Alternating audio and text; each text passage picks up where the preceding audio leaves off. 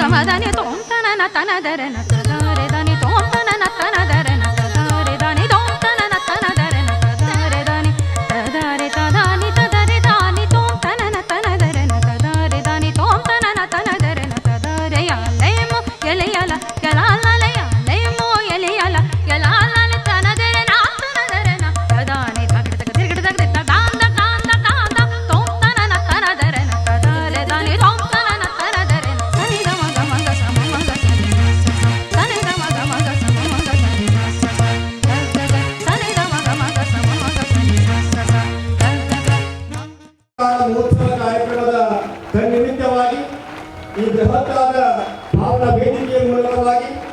ಸ್ವಾತಂತ್ರ್ಯೋತ್ಸವದ ಅಮೃತ ಮಹೋತ್ಸವ ಹಾಗೂ ನೂತನ ರಾಷ್ಟ್ರೀಯ ಶಿಕ್ಷಣ ನೀತಿಯ ವಿಚಾರ ಸಂಕಿರಣ ಕಾರ್ಯಕ್ರಮ ಇನ್ನೇನು ಕೆಲವೇ ನಿಮಿಷಗಳಲ್ಲಿ ಪ್ರಾರಂಭವಾಗಲಿದೆ.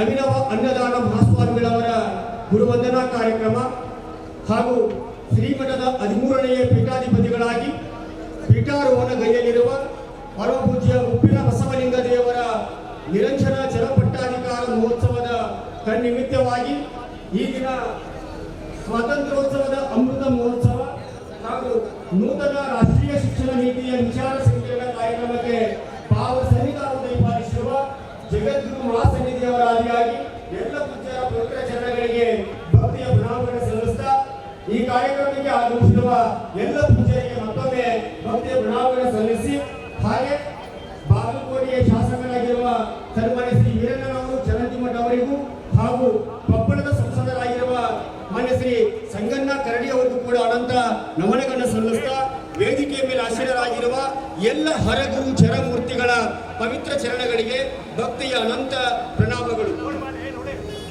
ಬಂಧುಗಳೇ, ವಿಚಾರ ಸಂಕಿರಣ ಕಾರ್ಯಕ್ರಮವನ್ನ ಸಂಗೀತಗಾರರಾದ ಸನ್ಮಾನ್ಯ ಶ್ರೀ ಶಂಕರಯ್ಯ ಗುರುಮಠ್, ತಬಲಾ ವಾದಕರಾಗಿರುವ ಬಸವರಾಜ್ ಮಂಡಿಗ್ಲೂರು ಹಾಗೂ ವಯಲಿನ್ ವಾದಕರಾಗಿರುವ ಹನುಮಂತಪ್ಪ ಕಾಮನಹಳ್ಳಿಯವರ ಪ್ರಾರ್ಥನೆಯ ಮೂಲಕವಾಗಿ ಪ್ರಾರಂಭಿಸೋಣ. ಇದೀಗ ವಿಚಾರ ಸಂಕಿರಣ ಕಲಾ ಬಳಗದವರ ಪ್ರಾರ್ಥನೆಯ ಮೂಲಕವಾಗಿ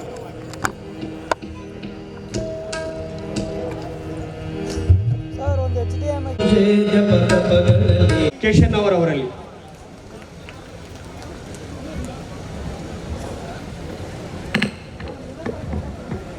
ಓಂ ಶ್ರೀ ಗುರು ಬಸವಲಿಂಗಾಯ ನಮಃ. ಶಿಕ್ಷಣ ಪ್ರೇಮಿಗಳು, ಹಾಲಕೆರೆ ಸಂಸ್ಥಾನ ಮಟ್ಟದ ಪೀಠಾಧಿಪತಿಗಳು ಆದಂತಹ ಪರಮ ಪೂಜ್ಯ ನಿರಂಜನ ಜಗದ್ಗುರು ಡಾಕ್ಟರ್ ಅಭಿನವ ಅನ್ನದಾನ ಮಹಾಸ್ವಾಮಿಗಳ ಪಾದಾರವಿಂದಗಳಿಗೆ ಭಕ್ತಿ ಹಾಗೂ ಗೌರವಪೂರ್ವಕ ನಮನಗಳನ್ನು ಸಲ್ಲಿಸುತ್ತಾ ಹೊಸ ರಾಷ್ಟ್ರೀಯ ಶಿಕ್ಷಣ ನೀತಿ 2021ರ ದಿವ್ಯ ಸಾನ್ನಿಧ್ಯವನ್ನು ವಹಿಸಿರುವ ಹಾಲಕೆರೆಯ ಶ್ರೀಮಠದ ಪೀಠಾಧಿಪತಿಗಳು ಆಗಿರುವಂತಹ ನಮ್ಮ ನಿಮ್ಮೆಲ್ಲರ ಆರಾಧ್ಯ ದೈವವೂ ಆದಂತಹ ಡಾಕ್ಟರ್ ಅಭಿನವ ಅನ್ನದಾನ ಮಹಾಸ್ವಾಮಿಗಳನ್ನು ಈ ಹೊಸ ರಾಷ್ಟ್ರೀಯ ಮಠ ಬಾಲೆ ಬಸವರ ಅವರಿಗೂ ಕೂಡ ಭಕ್ತಿಪೂರ್ವಕ ಸ್ವಾಗತವನ್ನು ಕೋರುತ್ತಿದ್ದೇನೆ. ಇವತ್ತಿನ ಈ ಸಮಾರಂಭದ ಸಮ್ಮುಖವನ್ನು ವಹಿಸಿಕೊಂಡಿರುವಂತಹ ಪೂಜ್ಯ ಶ್ರೀ ಮಂಜುನಾಥ ಪ್ರಾಣ ಸ್ವರೂಪಿ ವಿರೂಪಾಕ್ಷ ಮಹಾಸ್ವಾಮಿಗಳು ಸಿಪ್ಪಾಯಿ ಕೊಂಡಿದೆ. ಪೂಜ್ಯ ಶ್ರೀ ಡಾಕ್ಟರ್ ವಾಮದೇವ ಶಿವಾಚಾರ್ಯ ಮಹಾಸ್ವಾಮಿಗಳು ವಿಜಯಮಠ ಬಬಲೇಶ್ವರ, ಪೂಜ್ಯ ಶ್ರೀ ಸದ್ಗುರು ಶಿವಾನಂದ ಮಹಾಸ್ವಾಮಿಗಳು ಕಬರಿಮಠ ಹಣಿಗಳಿ, ಪೂಜ್ಯ ಶ್ರೀ ಮಣಿಪುರ ಚಿದಾನಂದ ಮಹಾಸ್ವಾಮಿಗಳು ಕುಮಾರೇಶ್ವರ ಮಠ ಕಡಕೋಳ, ದೇವರು ಸಂಸ್ಥಾನ ಮಠ ಸಂಸ್ಥಾನ ಕೋಡಿ ಮಠ ಹಾರನಹಳ್ಳಿ, ಇವರಿಗೆ ಭಕ್ತಿ ಹಾಗೂ ಗೌರವಪೂರ್ವ ನಮನಗಳನ್ನು ಸಲ್ಲಿಸುವುದರೊಂದಿಗೆ ಪೂಜ್ಯ ಶ್ರೀ ಮನ್ನಿರಂಜನ ಪ್ರಣವ ಸ್ವರೂಪಿ ಜಗದ್ಗುರು ವಿಜಯ ಮಹಾಂತ ಮಹಾಸ್ವಾಮಿಗಳು ಶ್ರೀ ಮೈಸೂರು ಮಠ ಗಜೇಂದ್ರಗಳ ಶ್ರೀಗಳಿಗೂ ಕೂಡ ಗೌರವಪೂರ್ವಕ ನಮನಗಳನ್ನು ಸಲ್ಲಿಸಿ ಅವರನ್ನ ಸ್ವಾಗತವನ್ನು ಕೋರುತ್ತಿದ್ದೇನೆ. ಹಾಗೂ ಹಾವೇರಿಯ ಸದಾಶಿವ ಮಹಾಸ್ವಾಮಿಗಳಲ್ಲಿ ನಿರಡುಗಂಬ ಪೂಜ್ಯ ಶ್ರೀ ಪಂಚಮನ ಸಿದ್ಧಲಿಂಗ ಮಹಾಸ್ವಾಮಿಗಳಲ್ಲಿ, ನಿಡಿಗುಂದಿಕೊಪ್ಪದ ಶಾಖಾ ಶಿವಯೋಗ ಮಂದಿರದ ಪೂಜ್ಯ ಶ್ರೀ ಚಂದ್ರಬಸವ ಮಹಾಸ್ವಾಮಿಗಳಲ್ಲಿ, ಲಿಂಗನಾಯಕನಹಳ್ಳಿ ಚಂದ್ರವೀರ ಮಹಾಸ್ವಾಮಿಗಳಲ್ಲಿ, ಕೇಳಗಿ ಪೂಜ್ಯ ಶ್ರೀ ಶಿವಲಿಂಗ ಮಹಾಸ್ವಾಮಿಗಳಿಗೂ ಕೂಡ ಭಕ್ತಿ ಹಾಗೂ ಗೌರವಪೂರ್ಣ ನಮನಗಳನ್ನು ಸಲ್ಲಿಸಿ ಇವತ್ತಿನ ಈ ಸಭೆಗೆ ಅತ್ಯಂತ ಆತ್ಮೀಯವಾಗಿ ಸ್ವಾಗತವನ್ನು ಕೋರುತ್ತಿದ್ದೇನೆ. ಹಾಗೂ ಇನ್ನೊಬ್ಬ ಈ ಸಮಾಜದಲ್ಲಿ ನಾಯಕತ್ವ ಅಥವಾ ಮುಂದಾಳತ್ವ ಒಂದು ಸಮಾಜ ಒಳ್ಳೆಯ ರೀತಿ ನಡೀಬೇಕು ಅಂತಂದಾಗ ನಮ್ಮ ನಾಯಕರ ಒಂದು ಅವಶ್ಯಕತೆ ಇರುವುದು ಅಂತಕ್ಕಂಥದ್ದನ್ನ ನಮಗೆಲ್ಲರಿಗೂ ಕೂಡ ತಿಳಿದಂತಹ ವಿಷಯ. ಪ್ರಸ್ತುತ ಲೋಕಸಭೆಯ ಸದಸ್ಯರಾದಂತಹ ಸನ್ಮಾನ್ಯ ಶ್ರೀ ಸಂಗಣ್ಣ ಕರಡಿ ಅವರು ಕೂಡ ತುಂಬ ಹೃದಯದ ಸ್ವಾಗತವನ್ನು ಕೋರುತ್ತಿದ್ದೇನೆ. ಹಾಗೂ ಬಾಗಲಕೋಟೆಯ ಮತಕ್ಷೇತ್ರದ ಶಾಸಕರಾದಂತಹ ನಮ್ಮ ಶ್ರೀಮಠದ ಸದ್ಭಕ್ತರಾದಂತಹ ಶ್ರೀಯುತ ವೀರನಾಥ ಗಂಟಿಮಠ ಅವರು ಕೂಡ ತುಂಬ ಹೃದಯದ ಸ್ವಾಗತವನ್ನು ಕೋರುತ್ತಿದ್ದೇನೆ. ನಮ್ಮ ರೋಣ ತಾಲೂಕಿನ ಜನಪ್ರಿಯ ಶಾಸಕರು ನಮ್ಮ ಶ್ರೀಮಠದ ಸದ್ಭಕ್ತರು ಆದಂತಹ ಪ್ರಾಂಶುಪಾಲರಿಗೆ, ಮುಖ್ಯೋಪಾಧ್ಯಾಯರಿಗೆ ಹಾಗೂ ಎಲ್ಲ ನನ್ನ ವಿದ್ಯಾರ್ಥಿ ಸನ್ಮಿತ್ರರಿಗೆ, ವಿಶೇಷ ಆಹ್ವಾನಿತರಿಗೆ, ಶ್ರೀಮಠದ ಸದ್ಭಕ್ತರಿಗೆ ಹಾಗೂ ರಾಷ್ಟ್ರೀಯ ಶಿಕ್ಷಣ ನೀತಿಯನ್ನ ಅದರ ಆಳವಾದಂತಹ ಅಧ್ಯಯನವನ್ನ ನಮ್ಮೆಲ್ಲರಿಗೂ ಕೂಡ ಉಡವಡಿಸಲಿಕ್ಕೆ ಇವತ್ತಿನ ಈ ಒಂದು ಸಭೆಗೆ ಮುಖ್ಯ ಅತಿಥಿಗಳಾಗಿ ಆಗಮಿಸಿದಂತಹ ಸನ್ಮಾನ್ಯ ಶ್ರೀ ರಘುನಂದನ್ ಕ್ಷೇತ್ರ ಸಂಯೋಜಕರು ಪ್ರಜ್ಞಾ ಪ್ರವಾಹ ಹಾಗೂ ಇನ್ನೊಬ್ಬ ಉಪನ್ಯಾಸಕರಾಗಿ ಆಗಮಿಸಿದಂತಹ ಸನ್ಮಾನ್ಯ ಶ್ರೀ ರವೀಂದ್ರ ಪ್ರಾಂತೀಯ ಪ್ರಚಾರಕರು, ರಾಷ್ಟ್ರೀಯ ಸ್ವಯಂ ಸೇವಕ ಸಂಘ, ಇವರನ್ನು ಕೂಡ ಈ ಒಂದು ಸಭೆಗೆ ತುಂಬ ಹೃದಯದ ಸ್ವಾಗತವನ್ನು ಕೋರುವುದರ ಜೊತೆಗೆ ಇವತ್ತಿನ ದಿನ ತಮಗೆ ಸಂಗೀತದ ಒಂದು ಸಭೆಯನ್ನು ಉಣಬಡಿಸಿದ ಕಲಾವಿದರನ್ನ ಹಾಗೂ ಎಲ್ಲ ನಮ್ಮ ಆರಕ್ಷಕ ದಳದವರನ್ನ ಈ ಒಂದು ಸಭೆಗೆ ಮತ್ತೊಮ್ಮೆ ಸ್ವಾಗತವನ್ನು ಕೋರಿ ನನ್ನ ಸ್ವಾಗತ ನುಡಿಗಳಿಗೆ ವಿರಾಮವನ್ನು ನೀಡುತ್ತಿದ್ದೇನೆ. ಮಹೋತ್ಸವ, ಸ್ವಾತಂತ್ರ್ಯೋತ್ಸವದ ಅಮೃತ ಮಹೋತ್ಸವ ಹಾಗೂ ನೂತನ ರಾಷ್ಟ್ರೀಯ ಶಿಕ್ಷಣ ನೀತಿಯ ಕುರಿತಾದ ವಿಚಾರ ಸಂಕಿರಣ ಕಾರ್ಯಕ್ರಮವನ್ನ ಜಗದ್ಗುರು ಮಹಾಸನ್ನಿಧಿಯವರ ಆದಿಯಾಗಿ ಎಲ್ಲ ಪೂಜ್ಯರು ಕೂಡ ಜ್ಯೋತಿ ಬೆಳೆಸುವುದರ ಮೂಲಕ ಕಾರ್ಯಕ್ರಮಕ್ಕೆ ವಿದ್ಯುಕ್ತವಾಗಿ ಚಾಲನೆಗೊಳಿಸಬೇಕಾಗಿ ಪ್ರಾರ್ಥನೆಯನ್ನು ಮಾಡಿಕೊಂಡಿದ್ದೇನೆ. ಇದೀಗ ವಿಚಾರ ಸಂಕಿರಣ ಕಾರ್ಯಕ್ರಮ ಜ್ಯೋತಿ ಬೆಳೆಸುವುದರ ಮೂಲಕವಾಗಿ ಪ್ರಾರಂಭಗೊಳ್ತಾ ಇದೆ. ಜಗದ್ಗುರು ಮಹಾಸನ್ನಿಧಿಯವರ ಆದಿಯಾಗಿ ಎಲ್ಲ ಪೂಜ್ಯರ ಅಮೃತ ಹಸ್ತದ ಮೂಲಕವಾಗಿ ಹಾಗೆ ಎಲ್ಲ ಗಣ್ಯಮಾನ್ಯರ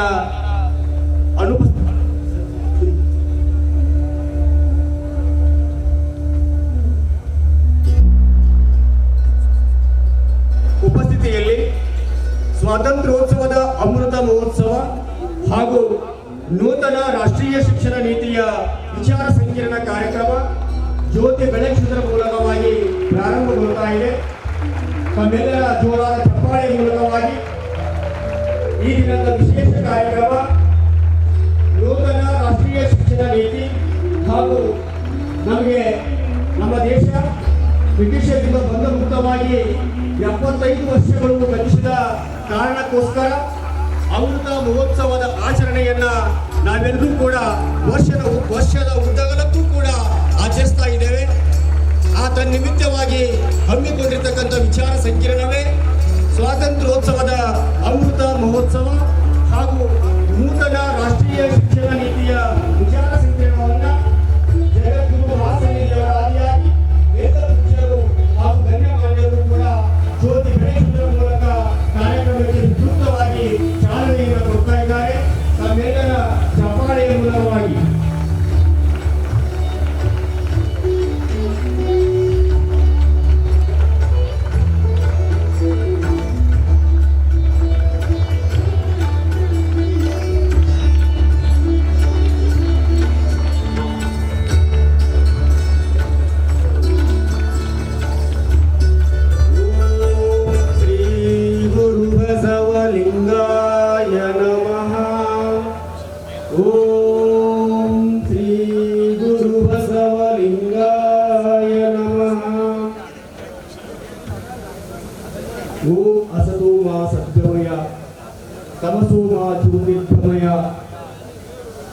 ಜ್ಯೋತಿ ಬೆಳಗಿಸುವುದರ ಮೂಲಕ ವಿಚಾರ ಸಂಕಿರಣವನ್ನ ಚಾಲನೆಗೊಳಿಸಿರುವ ಎಲ್ಲ ಪೂಜ್ಯರ ಶ್ರೀಪಾದಗಳಿಗೆ ಮತ್ತೊಮ್ಮೆ ಭಕ್ತಿಯ ಪ್ರಣಾಮವನ್ನು ಸಲ್ಲಿಸ್ತಾ, ಬಂಧುಗಳೇ, ಹಾಲಕೆರೆಯ ಶ್ರೀ ಅನ್ನದಾನೇಶ್ವರ ಸಂಸ್ಥಾನ ಮಠದ ಪೀಠಾಧ್ಯಕ್ಷರಾಗಿರುವ ಪರಮ ಪೂಜ್ಯ ಡಾಕ್ಟರ್ ಅಭಿನವ ಅನ್ನದಾನ ಮಹಾಸ್ವಾಮಿಗಳವರ ಗುರುವಂದನಾ ಕಾರ್ಯಕ್ರಮ ಹಾಗೂ ಪರಮ ಪೂಜ್ಯ ಮುಪ್ಪಿನ ಬಸವಲಿಂಗ ದೇವರ ನಿರಂಜನ ಜನಪಟ್ಟಾಧಿಕಾರ ಮಹೋತ್ಸವದ ಕಾರ್ಯಕ್ರಮದ ತನ್ನಿಮಿತ್ತವಾಗಿ ಈ ದಿನದ ವಿಶೇಷ ವಿಚಾರ ಸಂಕಿರಣ, ಸ್ವಾತಂತ್ರ್ಯೋತ್ಸವದ ಅಮೃತ ಮಹೋತ್ಸವ ಹಾಗೂ ನೂತನ ರಾಷ್ಟ್ರೀಯ ಶಿಕ್ಷಣ ನೀತಿಯ ವಿಚಾರ ಸಂಕಿರಣ. ಈ ವಿಚಾರ ಸಂಕಿರಣದಲ್ಲಿ ತಮ್ಮ ಪಾಂಡಿತ್ಯಪೂರ್ಣವಾದ ವಿಚಾರ ಮಂಡನೆಯನ್ನು ಮಾಡಲು ಆಗಮಿಸಿರತಕ್ಕಂಥವರು, ಮುಖ್ಯ ಭಾಷಣಕಾರರಾಗಿ ಆಗಮಿಸಿರುವ ಪ್ರಜ್ಞಾಪ್ರವಾಹದ ಕ್ಷೇತ್ರ ಸಂಯೋಜಕರಾದ ಸನ್ಮಾನ್ಯ ಶ್ರೀ ರಘುನಂದನ್ ಅವರು, ಹಾಗೆ ಪ್ರಾಂತೀಯ ಪ್ರಚಾರಕರು ರಾಷ್ಟ್ರೀಯ ಸ್ವಯಂ ಸೇವಕ ಸಂಘ ಸನ್ಮಾನ್ಯ ಶ್ರೀ ರವೀಂದ್ರ ಅವರು. ಆ ರವೀಂದ್ರ ಅವರು ಅಮೃತ ಮಹೋತ್ಸವದ ವಿಚಾರ ಸಂಕಿರಣ ಕುರಿತು ತಮ್ಮ ಪಾಂಡಿತ್ಯಪೂರ್ಣವಾದ ವಿಚಾರ ಸಂಕಿರಣವನ್ನ ವಿಚಾರ ಮಂಡನೆಯನ್ನ ವೇದಿಕೆ ಮೂಲಕವಾಗಿ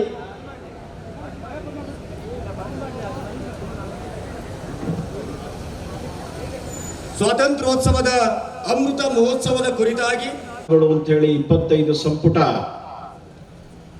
ಡಾಕ್ಟರ್ ಸಿದ್ದಲಿಂಗಯ್ಯನವರು, ಮೊಗಳ್ಳಿ ಗಣೇಶ್ ಅವರು, ದೇವನೂರು ಮಹಾದೇವ ಅವರು, ಪ್ರಧಾನ್ ಗುರುದತ್ತ ಅವರು ಸೇರಿಕೊಂಡು ಏನು ಅನುವಾದ ಮಾಡಿದ್ದಾರೆ, ಅದರ 13ನೇ ಸಂಪುಟದಲ್ಲಿ ಇರುವಂತಹ ವಿಷಯವನ್ನು ನಾನು ಪ್ರಸ್ತಾಪ ಮಾಡ್ತಾ ಇದ್ದೀನಿ. ಅಂಬೇಡ್ಕರ್ ಅವರು ಹೇಳ್ತಾರೆ, ನಾವೆಲ್ಲರೂ ಈಗ ಸಂವಿಧಾನವನ್ನು ಪಡ್ಕೊಳ್ತಾ ಇದ್ದೀವಿ ಅನ್ನೋದು ಬಹಳ ಸಂತೋಷದ ವಿಷಯ. ಯಾಕೆಂದ್ರೆ ನಾವೆಲ್ಲ ಸ್ವಾತಂತ್ರ್ಯವನ್ನು ಪಡೆದಿದ್ದೀವಿ, ಅದು ಕೂಡ ಸಂತೋಷದ ವಿಷಯ ಅಂತ ಹೇಳಿ ಮುಂದುವರೆದು ಬಾಬಾ ಸಾಹೇಬರು ಹೇಳ್ತಾರೆ, ಆದರೆ ನನಗೆ ಚಿಂತೆ ಆಗ್ತಾ ಇರೋ ವಿಷಯ, ನಾವು ಸ್ವಾತಂತ್ರ್ಯವನ್ನು ಕಳ್ಕೊಂಡಿದ್ವಿ. ಮುಂದುವರೆದವರು ಹೇಳ್ತಾರೆ, ನಮ್ಮೋರಿಂದಾನೇ ನಾವು ಸ್ವಾತಂತ್ರ್ಯವನ್ನು ಕಳ್ಕೊಂಡಿದ್ವಿ ಅನ್ನೋದು ಇನ್ನೂ ಹೆಚ್ಚಿನ ಚಿಂತೆ ಅಂತ ಹೇಳ್ತಾ ಅವರು ಈ ಮಾತಿಗೆ ನಮ್ಮೋರಿಂದಾನೇ ನಾವು ಸ್ವಾತಂತ್ರ್ಯವನ್ನು ಕಳ್ಕೊಂಡ್ವಿ ಅನ್ನೋದು ಈ ಅಮೃತ ಮಹೋತ್ಸವದ ಸಂದರ್ಭದಲ್ಲಿ ನಾವು ಚಿಂತೆ ಮಾಡಬೇಕಾಗಿರೋ ವಿಷಯ. ಯಾಕೆಂದ್ರೆ ಮುಂದೆ ನಾವು ಸ್ವಾತಂತ್ರ್ಯವನ್ನು ರಕ್ಷಣೆ ಮಾಡಿಕೊಳ್ಬೇಕಾಗಿದೆ ಅಲ್ವಾ. 5 ಉದಾಹರಣೆಗಳನ್ನ ಅಂಬೇಡ್ಕರ್ ಅವರು ಕೊಡ್ತಾರೆ. ಅದರಲ್ಲಿ ಮೊದಲನೇ ಉದಾಹರಣೆ ಅವರು ಕೊಟ್ಟಿದ್ದು ಕ್ರಿಸ್ತಶಕ 712 ಮಾರ್ಚ್ 15ನೇ ತಾರೀಕು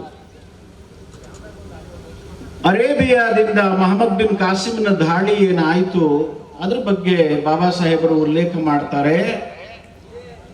ಸಿಂಧ್ ಪ್ರದೇಶದ ಮೇಲೆ ಮೊಹಮ್ಮದ್ ಬಿನ್ ಕಾಸಿಮ್ ದಾಳಿ ಮಾಡಿದಾಗ ರಾಜ ದಾಹಿರ್ ಸೇನಾ ತನ್ನ ಕೋಟೆಯನ್ನ ಸಂರಕ್ಷಣೆ ಮಾಡಿಕೊಳ್ಳುವಂತಹ ಪ್ರಯತ್ನದಲ್ಲಿ ಇದ್ದಾಗ ದಾಹಿರ್ ಸೇನನ ಸೇನಾಪತಿಗಳೇ ಲಂಚ ತಿಂದು ದೇಶಕ್ಕೆ ದ್ರೋಹ ಮಾಡಿದ್ರು. ಎರಡನೇ ಉದಾಹರಣೆ ಅಂಬೇಡ್ಕರ್ ಅವರು ಹೇಳೋದು ನಮಗೆಲ್ಲ ಗೊತ್ತಿರುವಂತಹ ಪೃಥ್ವಿರಾಜನಿಗೆ ಜಯಚಂದ ಮಾಡದಂತಹ ದ್ರೋಹ, ಮಹಮ್ಮದ್ ಗೋರಿಗೆ ಮಾಡದಂತ ಸಹಾಯ, ಇದನ್ನ ಅಂಬೇಡ್ಕರ್ ಅವರು ಉಲ್ಲೇಖ ಮಾಡ್ತಾ, ಮೂರನೇ ಉದಾಹರಣೆ ಮಹಾರಾಷ್ಟ್ರದಲ್ಲಿ ಶಿವಾಜಿ ಮಹಾರಾಜರು ಸ್ವರಾಜ್ಯವನ್ನ ಕಟ್ಟುವಂತಹ ಪ್ರಯತ್ನದಲ್ಲಿ ಇದ್ದಾಗ ಮರಾಠ ಸರ್ದಾರರೇ ಮೊಘಲರ ಲಂಚ ತಿಂದು ದೇಶಕ್ಕೆ ದ್ರೋಹ ಮಾಡಿದ್ರು ಅಂತ ಹೇಳಿ. 4ನೇ ಉದಾಹರಣೆ ಸಿಖ್ ಯುದ್ಧ. 5ನೇ ಉದಾಹರಣೆ 1857ರ ಪ್ರಸಂಗವನ್ನು ಉಲ್ಲೇಖ ಮಾಡ್ತಾರೆ. ಅಂದಾಗ ಈ ಸ್ವಾತಂತ್ರ್ಯ ಮಹೋತ್ಸವದವರೆಗೆ ಇಂದೂ ಕೂಡ ನಾವು ಸ್ವಾತಂತ್ರ್ಯಕ್ಕಾಗಿ ಹೋರಾಟ ಮಾಡ್ತಾ ಇದ್ದೀವಿ. ಇಷ್ಟು ದೀರ್ಘಕಾಲ ಜನಾಂಗವನ್ನು ಸಂರಕ್ಷಣೆ ಮಾಡಿಕೊಂಡಂತ ಇನ್ನೊಂದು ಜನಾಂಗ ಜಗತ್ತಿನಲ್ಲಿ ಇಲ್ಲ ಅನ್ನೋದು ನಮಗೆ ಹೆಮ್ಮೆ ವಿಷಯ. ಡಾಕ್ಟರ್ ಸುಬ್ರಹ್ಮಣ್ಯ ಸ್ವಾಮಿ ಅವರ ಭಾಷಣ ನಾವು ಯೂಟ್ಯೂಬ್ ನಲ್ಲಿ ಕೇಳಿರ್ತೀವಿ. ಮೆಸೊಪೊಟೇಮಿಯಾ 15 ವರ್ಷದಲ್ಲಿ ತನ್ನ ಅಸ್ತಿತ್ವ ಕಳ್ಕೊಂಡಿತು. 17 ವರ್ಷದಲ್ಲಿ ಪರ್ಷಿಯಾ ತನ್ನ ಅಸ್ತಿತ್ವವನ್ನು ಕಳ್ಕೊಂಡಿತು. 25 ವರ್ಷದಲ್ಲಿ ಈಜಿಪ್ಟ್ ತನ್ನ ಅಸ್ತಿತ್ವವನ್ನು ಕಳ್ಕೊಂಡಿತು. ಆದರೆ ಹಿಂದೂಸ್ತಾನ 2500 ವರ್ಷಗಳಿಂದ ನಿರಂತರವಾಗಿ ಹೋರಾಟ ಮಾಡ್ತಾ ತನ್ನ ಸ್ವಾತಂತ್ರ್ಯ ಮತ್ತು ಸಂಸ್ಕೃತಿಯನ್ನು ರಕ್ಷಣೆ ಮಾಡಿಕೊಂಡಿದೆ. ಈ ದೀರ್ಘಕಾಲೀನ ಸಂಘರ್ಷದ ಕೊನೆಯ 190 ವರ್ಷ ಮಾತ್ರ ಇಂಗ್ಲಿಷರ ವಿರುದ್ಧದ ಸ್ವಾತಂತ್ರ್ಯ ಹೋರಾಟ. ಸ್ವಾತಂತ್ರ್ಯ ಹೋರಾಟ ಅಂದ್ರೆ ಕೇವಲ ಇಂಗ್ಲಿಷರ ವಿರುದ್ಧದ ಹೋರಾಟ ಅನ್ನೋದು ಅಪೂರ್ಣ. ಹಾಗಾಗಿ 1857ರ ಸಂಗ್ರಾಮ ಅದು ಪ್ರಥಮ ಸ್ವಾತಂತ್ರ್ಯ ಸಂಗ್ರಾಮ ಅಲ್ಲ, ಅದು ಅಂತಿಮ ಸ್ವಾತಂತ್ರ್ಯ ಸಂಗ್ರಾಮ. ಪ್ರಥಮ ಸ್ವಾತಂತ್ರ್ಯ ಸಂಗ್ರಾಮ ಕ್ರಿಸ್ತಪೂರ್ವ 6ರಲ್ಲೇ ಪ್ರಾರಂಭ ಆಯಿತು. 1857ರದ್ದು ಪ್ರಥಮ ಅನ್ನೋದಾದ್ರೆ ಸಂಗೊಳ್ಳಿ ರಾಯಣ್ಣ ಮಾಡಿದಂತ ಹೋರಾಟ 1932ರದ್ದು ಯಾವ ಪಟ್ಟಿಲಿ ಸೇರಿಸೋಣ? 1800 ಕಿತ್ತೂರು ಚೆನ್ನಮ್ಮ, ನರಗುಂದದ ಬಾಬಾ ಸಾಹೇಬ, ಛತ್ರಪತಿ ಶಿವಾಜಿ ಮಹಾರಾಜ್, ಪೃಥ್ವಿರಾಜ ಇತ್ಯಾದಿ ಇತ್ಯಾದಿ ಹೆಸರುಗಳು ನಮಗೆಲ್ಲೋ ಕಿವಿ ಮೇಲೆ ಬಿದ್ದಿರತ್ತೆ. ಆದ್ರೆ ಸೊರಟೂರಿನ ದೇಸಾಯರು, ಡಂಬಳದ ದೇಸಾಯರು, ಶಿಕಾರಿಪುರದ ಈಸೂರಿನ ಗುರಪ್ಪ, ಮಲ್ಲಪ್ಪ, ಕೊಡಗಿನ ಅಪಾರಂಪಾರ, ಕಲ್ಯಾಣ ಸ್ವಾಮಿ, ಬೀದರಿನ ಸಾಹಿಬ್ ಸಿಂಗ್, ಪೇಶಾವರದ ಹರಿಚರಣ್ ಕೌರ್, ಲಾಹೋರಿನ ದಯಾರಾಮ, ಪುರಿಯ ಹಿಮ್ಮತ್ ರಾಯ್, ಇಲ್ಲೇ ಪನ್ನಾಳಗಡದ ಶಿವಾಜಿ ನಾವಿ, ಈ ರೀತಿಯ ಹೆಸರುಗಳು ಇತಿಹಾಸದಲ್ಲಿ ದಾಖಲೆಯೇ ಆಗಿಲ್ಲ. ದಾಖಲಾಗಿದ್ರೂ ಕೂಡ ನಾವು ಮರ್ತಿದ್ದೀವಿ. ಹಾಗಾಗಿ ಅಮೃತ ಮಹೋತ್ಸವದ ಈ ಸಂದರ್ಭದಲ್ಲಿ ನನ್ನ ಎರಡನೆಯ ಬಿಂದು, ಅಜ್ಞಾತ ಬಲಿದಾನಿಗಳು, ಅಜ್ಞಾತ ಹೋರಾಟಗಾರರು ಯಾರಿದ್ದಾರೆ ಅವರನ್ನ ನಾವು ಈ ಸಂದರ್ಭದಲ್ಲಿ ಸ್ಮರಣೆ ಮಾಡಬೇಕು. ಇನ್ನು ಮೂರನೇ ಬಿಂದು, ಅನೇಕ ಬಾರಿ ನಾವು ಶಕ್ತಿಯಲ್ಲಿ ಸೋತಾಗಲೂ ಕೂಡ ನಮ್ಮ ಸಮಾಜವನ್ನು ರಕ್ಷಣೆ ಮಾಡಿದ್ದು ಬಸವಾದಿ ಶರಣರು, ಕನಕ. ಕಳೆದ ಸಾವಿರಾರು ವರ್ಷಗಳಲ್ಲಿ ನಮ್ಮ ಸಮಾಜ ಉಳ್ಕೊಂಡು ಬಂದಿದ್ದು ಹೇಗೆ? ಶಕ್ತಿಯಲ್ಲಿ ನಾವು ಹಿನ್ನಡೆಯನ್ನು ಅನುಭವಿಸಿದಾಗಲೂ ಕೂಡ ಭಕ್ತಿ ಮನೆ ಮನೆಗಳಲ್ಲಿ ನಮ್ಮ ಸಮಾಜವನ್ನು ಉಳಿಸ್ತು. ಹಾಗಾಗಿ ನಮ್ಮ ಸ್ವಾತಂತ್ರ್ಯ ಹೋರಾಟ ಜೀವಂತವಾಗಿದೆ. ಹಾಗಾಗಿ ಎಲ್ಲ ಸಂತರು, ಎಲ್ಲ ಮಹಾಪುರುಷರು, ಎಲ್ಲ ಭಕ್ತರು ಈ ಎಚ್ಚರಿಕೆ ಈ ಸಂದರ್ಭದಲ್ಲಿ ಬೇಕು ಅಂತ ನನಗೆ ಅನ್ಸುತ್ತೆ. ಇನ್ನು ನಾಲ್ಕನೇ ಬಿಂದು, ಈಗ ಸೆಂಟ್ರಲ್ ಗವರ್ಮೆಂಟ್ ಅಂತ ಇದೆ, ಅದು ನಮಗೆ ಬೇಕು, ನಾವೆಲ್ಲ ಒಪ್ಕೊಂಡಿದ್ದೀವಿ, ನಾವು ಅದನ್ನು ಮಾನ್ಯ ಮಾಡ್ತೀವಿ. ಆದರೆ 1858 1958 ಅಲ್ಲ, 1858 ಜುಲೈಗಿಂತ ಮುಂಚೆ ನಮ್ಮ ದೇಶದಲ್ಲಿ ಒಂದು ಸೆಂಟ್ರಲ್ ಗವರ್ಮೆಂಟ್ ಅಂತ ಇರಲೇಬೇಕು.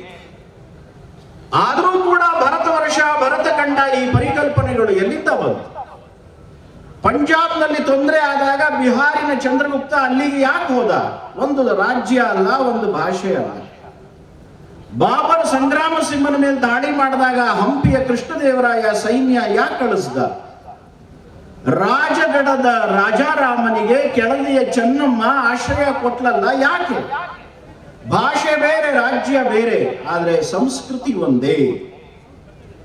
ಈ ದೇಶವನ್ನ ಒಂದು ಮಾಡಿರೋದು ಒಂದು ಭಾಷೆ, ಒಂದು ರಾಜ್ಯ, ಒಬ್ಬ ರಾಜ, ಒಂದು ಸರ್ಕಾರ ಅಲ್ಲ. ಅದು ಯುರೋಪಿನ ನ್ಯಾಷನಾಲಿಟಿಯ ಪರಿಕಲ್ಪನೆ.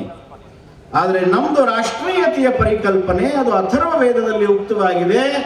ಕನಿಷ್ಠ ಅಂದ್ರೂ 3000 ವರ್ಷದ ಇತಿಹಾಸ ರಾಷ್ಟ್ರೀಯತೆಗಿದೆ. ನ್ಯಾಷನಾಲಿಟಿ ಮತ್ತು ರಾಷ್ಟ್ರೀಯತೆ ಒಂದೇ ಅರ್ಥದ ಪದಗಳಲ್ಲ.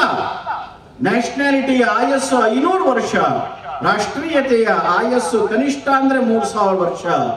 ನ್ಯಾಷನಾಲಿಟಿ ಅಂದ್ರೆ ಈ ದೇಶ ನಿನ್ನ ಆಸ್ತಿ, ರಾಷ್ಟ್ರೀಯತೆ ಅಂದ್ರೆ ಈ ದೇಶ ನಿನ್ ತಾಯಿ. ಅಜಗಜಾಂತರ ವ್ಯತ್ಯಾಸ ಇದೆ. ಆ ರಾಷ್ಟ್ರೀಯತೆಗೆ ಆಧಾರ ಸಂಸ್ಕೃತಿ. ಆ ಪ್ರಾಚೀನ ಸಾಂಸ್ಕೃತಿಕ ರಾಷ್ಟ್ರೀಯತೆ ಸ್ವಾತಂತ್ರ್ಯ ಹೋರಾಟದ ಬೆನ್ನೆಲುಬು. ಇದು ನನ್ನ 4ನೇ ಬಿಂದು. 5ನೇದು ಮತ್ತೆ ಕೊನೆ ಬಿಂದುವನ್ನ ಪ್ರಸ್ತಾಪ ಮಾಡಿ ನನ್ನ ಭಾಷಣವನ್ನು ಮುಕ್ತಾಯ ಮಾಡ್ತೀನಿ. ಎಲ್ಲರಿಗೂ ಗೊತ್ತಿರೋ ಉದಾಹರಣೆ ಆಗಿರೋದ್ರಿಂದ ಹೇಳ್ತೀನಿ. ಹುಬ್ಬಳ್ಳಿಯ MP ಪ್ರಹ್ಲಾದ್ ಜೋಶಿಯವರು, ಇಲ್ಲೂ ಕೂಡ ಸುತ್ತಮುತ್ತ ನಾವು ನರಸಿಂಹನ ಹೆಸರಿಟ್ಕೊಳ್ತೀವಿ, ಪ್ರಹ್ಲಾದನ ಹೆಸರಿಟ್ಕೊಳ್ತೀವಿ. ಆದರೆ ಪ್ರಹ್ಲಾದ ಇದ್ದಂಥ, ನರಸಿಂಹ ಪ್ರಕಟವಾದಂಥ ಮುಲ್ತಾನ್ ಇವತ್ತು ನಮ್ಮ ದೇಶದಲ್ಲಿಲ್ಲ. ಇಲ್ಲಿರುವಂತ ತುಂಬಾ ಜನ ವಿದ್ಯಾರ್ಥಿಗಳು, ನಾನು ಕೂಡ ವಿದ್ಯಾರ್ಥಿಯಾಗಿದ್ದಾಗ ನಮಸ್ತೆ ಶಾರದಾ ದೇವಿ ಕಾಶ್ಮೀರ ಪುರವಾಸಿನಿ ಅಂತ ಹೇಳ್ಕೊಂಡೇ ಬಂದಿದ್ದೀನಿ. ಮೊನ್ನೆ ತಾನೇ ನವರಾತ್ರಿನಲ್ಲಿ ಶಾರದೆಯ ಉತ್ಸವವನ್ನು ಕೂಡ ನಾವು ಮಾಡಿದ್ವಿ. ಆದರೆ ಆ ಶಾರದಾ ಪೀಠ ಇವತ್ತು ನಮ್ಮ ಕೈನಲ್ಲಿಲ್ಲ. ನಾವು ಶಾರದಾ ಪೀಠಕ್ಕೆ ಹೋಗ್ಬೇಕಾದ್ರೆ ಇವತ್ತು ಪಾಕಿಸ್ತಾನದ ಪರ್ಮಿಷನ್ ತಗೊಳ್ಬೇಕು ಅನ್ನೋದು ಎಂತ ದುರ್ದೈವ. ಇಲ್ಲಿ ಯಾರಾದರೂ ಸ್ವರ್ಗಸ್ಥರಾದ್ರೆ ಶಿವನ ಪಾದ ಸೇರಿದ, ಕೈಲಾಸಕ್ಕೆ ಹೋದ ಅಂತ ಹೇಳ್ತೀವಿ. ಆದ್ರೆ ನಮ್ಮ ಕೈಲಾಸಕ್ಕೆ ಹೋಗ್ಬೇಕಾದ್ರೆ ನಾವು ಚೀನಾ ದೇಶದ ಅನುಮತಿ ತಗೊಳ್ಬೇಕು ಅನ್ನೋದು ನಮಗೆ ನಾಚಿಕೆಯ ವಿಷಯ ಅಲ್ವೇ? ಯೋಚನೆ ಮಾಡಬೇಕಾಗಿರುವಂತ ಸಂದರ್ಭ ಇದು ಅಂತ ನನಗನ್ಸುತ್ತೆ.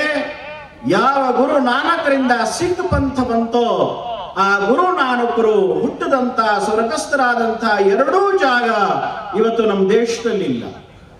ಭಗತ್ ಸಿಂಗ್ ಅಂದಾಗ ಇಡೀ ದೇಶದಲ್ಲೇ ಎಲ್ಲರಿಗೂ ಗೊತ್ತು. ಆದರೆ ಭಗತ್ ಸಿಂಗ್ ಹುಟ್ಟಿದಂತ ಬಂಗ ಮತ್ತು ಅವನು ಸತ್ತಂತ ಲಾಹೋರ್ ಇವತ್ತು ನಮ್ಮ ದೇಶದಲ್ಲಿ ಇಲ್ಲ. ಹೀಗೆ ಸ್ವಾತಂತ್ರ್ಯದ ಸಂದರ್ಭದಲ್ಲೇ ಈ ದೇಶದ ವಿಭಜನೆಯೂ ಆಯಿತು, ಗಳಿಸಿದ್ರ ಜೊತೆಗೆ ಕಳ್ಕೊಂಡಿದ್ದೂ ಉಂಟು.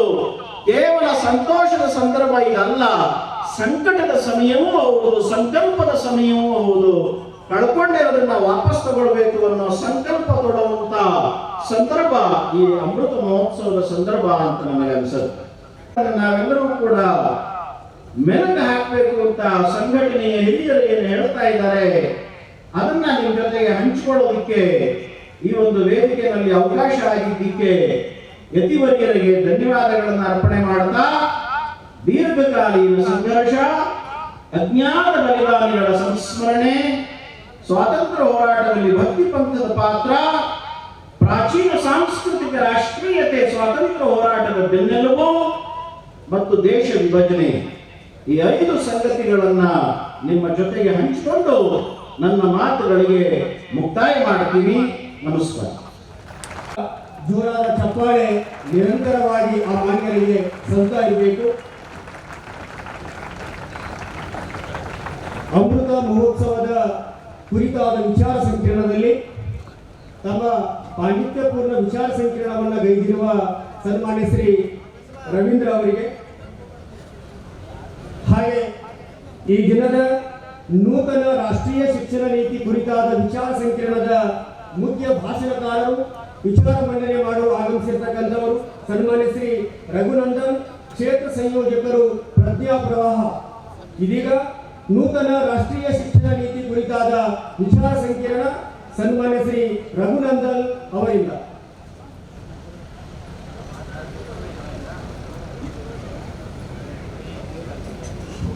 ಆಗುವಷ್ಟು ಜನ ಭಾರತದಲ್ಲಿ ಮಾತ್ರ ಇದ್ದಾರೆ. ಅವರು ನಾವು ಪಾರ್ಸಿಗಳು ಅಂತ ಕರಿತೀವಿ. ಉದಾಹರಣೆಗೆ ಹೋವಿ ಜಹಾಂಗೀರ್ ಬಾಬಾ ಇರಬಹುದು.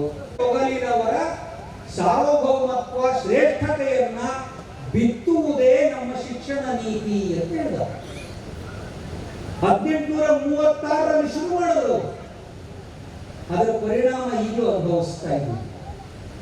ಹೆಜ್ಜೆ ಹೆಜ್ಜೆಗೆ ನಾವಿನ್ನೂ ಕೂಡ ಬ್ರಿಟಿಷರನ್ನ ಓಡಿಸಕ್ಕಾಗಿಲ್ಲ. ಇನ್ನು ಬ್ರಿಟಿಷರು ಅನ್ನೋ ಹೆಸರಿನ ಜನ 1947 ಹೊರಟೋದ್ರು. ಆದ್ರೆ ನಮ್ಮೊಳಗಿದಾರಲ್ಲ ಬ್ರಿಟಿಷರು, ಅವ್ರನ್ನ ತೆಗೆದಾಕೋದು ಹೇಗೆ ಅನ್ನೋ ದೊಡ್ಡ ಸವಾಲು. ನೋಡಿ, ಈಗಲೂ ಕೂಡ ಜ್ವರ ಬಂದ್ರೆ ನಮ್ಮ ಮನೆಗಳಲ್ಲೂ ಕೂಡ ಬ್ರೆಡ್ ತಿನ್ನಕ್ ಶುರು ಮಾಡಿದ್ವಿ. ಈ ಬ್ರೆಡ್ ತಿನ್ನೋದು ಯಾರು? ಈ ಬ್ರಿಟಿಷ್ ಸಿಕ್ಕಾಪಟ್ಟೆ ಕಚ ಕಚ ಮಾಂಸ ತಿನ್ನೋರಿಗೆ ಜ್ವರ ಬಂದಾಗ ತಿನ್ನೋದು ನಿಮ್ಗೆ ಗೊತ್ತಿರ್ಬೋದು. ಮಾಂಸಾಹಾರ ಜೀರ್ಣಕ್ಕೆ ತುಂಬಾ ಕಷ್ಟ.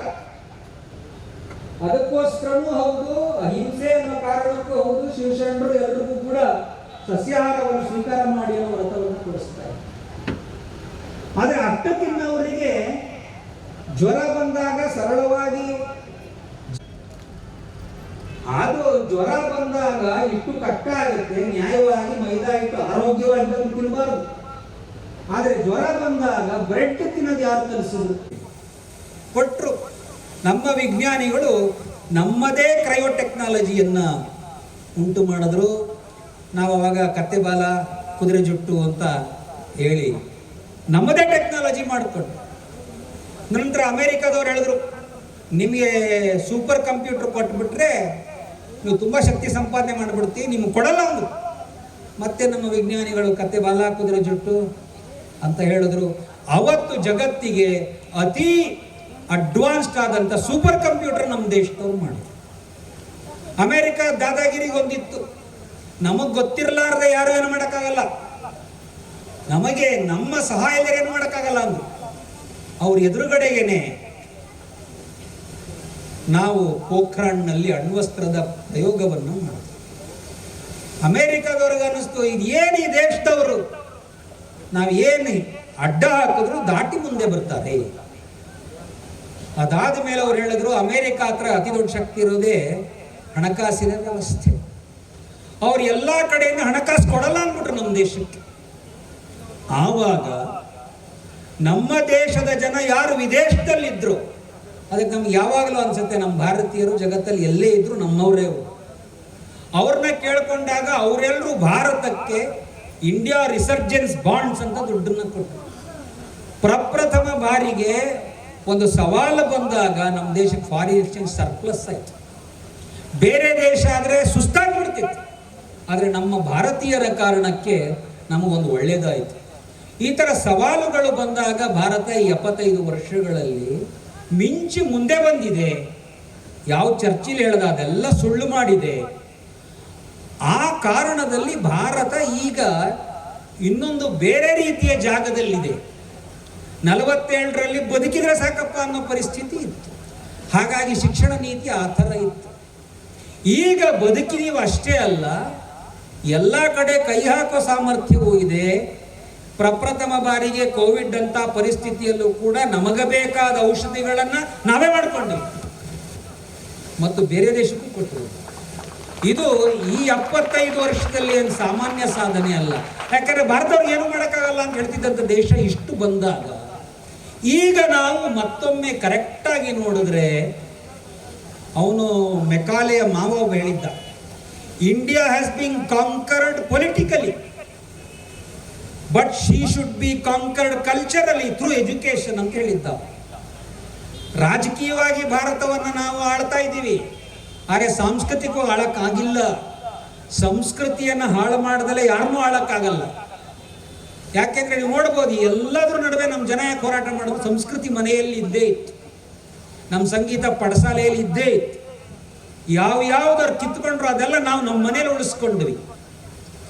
ಆ ಸಂದರ್ಭದಲ್ಲಿ ಅವನು ಹೇಳ್ದ, ಈ ಸಂಸ್ಕೃತಿ ಹಾಳು ಮಾಡೋಕ್ಕೆ ಶಿಕ್ಷಣದ ಮೂಲಕ ಪ್ರಯತ್ನ ಮಾಡ್ತೀವಿ ಅಂತ ಹೇಳ್ದ. ಆ ಪ್ರಯತ್ನಕ್ಕೂ ಈಗ 180 ವರ್ಷಗಳ ಅವತ್ತಿನ 1835ರ ನೀತಿ ಇವತ್ತಿಗೂ ಕೂಡ ನಮ್ಮನ್ನ ಒಂದು ಮಾನಸಿಕ ದಾಸ್ಯದಲ್ಲೇ ಇಟ್ಟಿದೆ. ನಾನು ಮತ್ತೆ ವಿದ್ಯಾರ್ಥಿಗಳಿಗೆ ಕೇಳ್ತೀನಿ, ನಾವೆಲ್ಲರೂ ಭಾರತೀಯರೇ ತಾನೆ ಮತ್ತು ವೀರ ಕನ್ನಡಿಗರು ತಾನೆ? ಇಲ್ಲಿ ಕೂತಿರೋರಲ್ಲಿ ನಮ್ಮ ಸಹಿ ರುಜು ಕನ್ನಡದಲ್ಲೇ ಮಾಡ್ತಿದ್ದೀವಿ ಅವ್ರ ಕೈ ಮೇಲೆ ಮಾಡಿ ನೋಡಿ. ಎಲ್ಲ ತುಂಡ್ ಆಫ್ ಲಂಡನ್ಗಳು ಯಾವ್ದ್ರಲ್ಲಿ ಮಾಡ್ತಾ ಇದ್ದಾರೆ ನೋಡಿ, ಕೈ ಬಿಡಿ. ಯಾಕೆ 180 ವರ್ಷಗಳ ಹಿಂದಿನ ನೀತಿ ಅಂದ್ರೆ, ನಾವು ಭಾರತೀಯರು, ನಾವು ಒಂದು ದೇಶ ಇದ್ದೀವಿ, ನಮಗೂ ಸಾಮರ್ಥ್ಯ ಇದೆ, ನಮ್ಮ ದೇಶದಲ್ಲೂ ಹಿಂದಿನವರೆಲ್ಲ ಮಾಡಿದ್ದಾರೆ, ಅದರ ಬಗ್ಗೆ ಅಭಿಮಾನವನ್ನ ಮೂಡಿಸುವಂತ ನೀತಿ ಅವಶ್ಯಕತೆ ಇವತ್ತಿಂದು.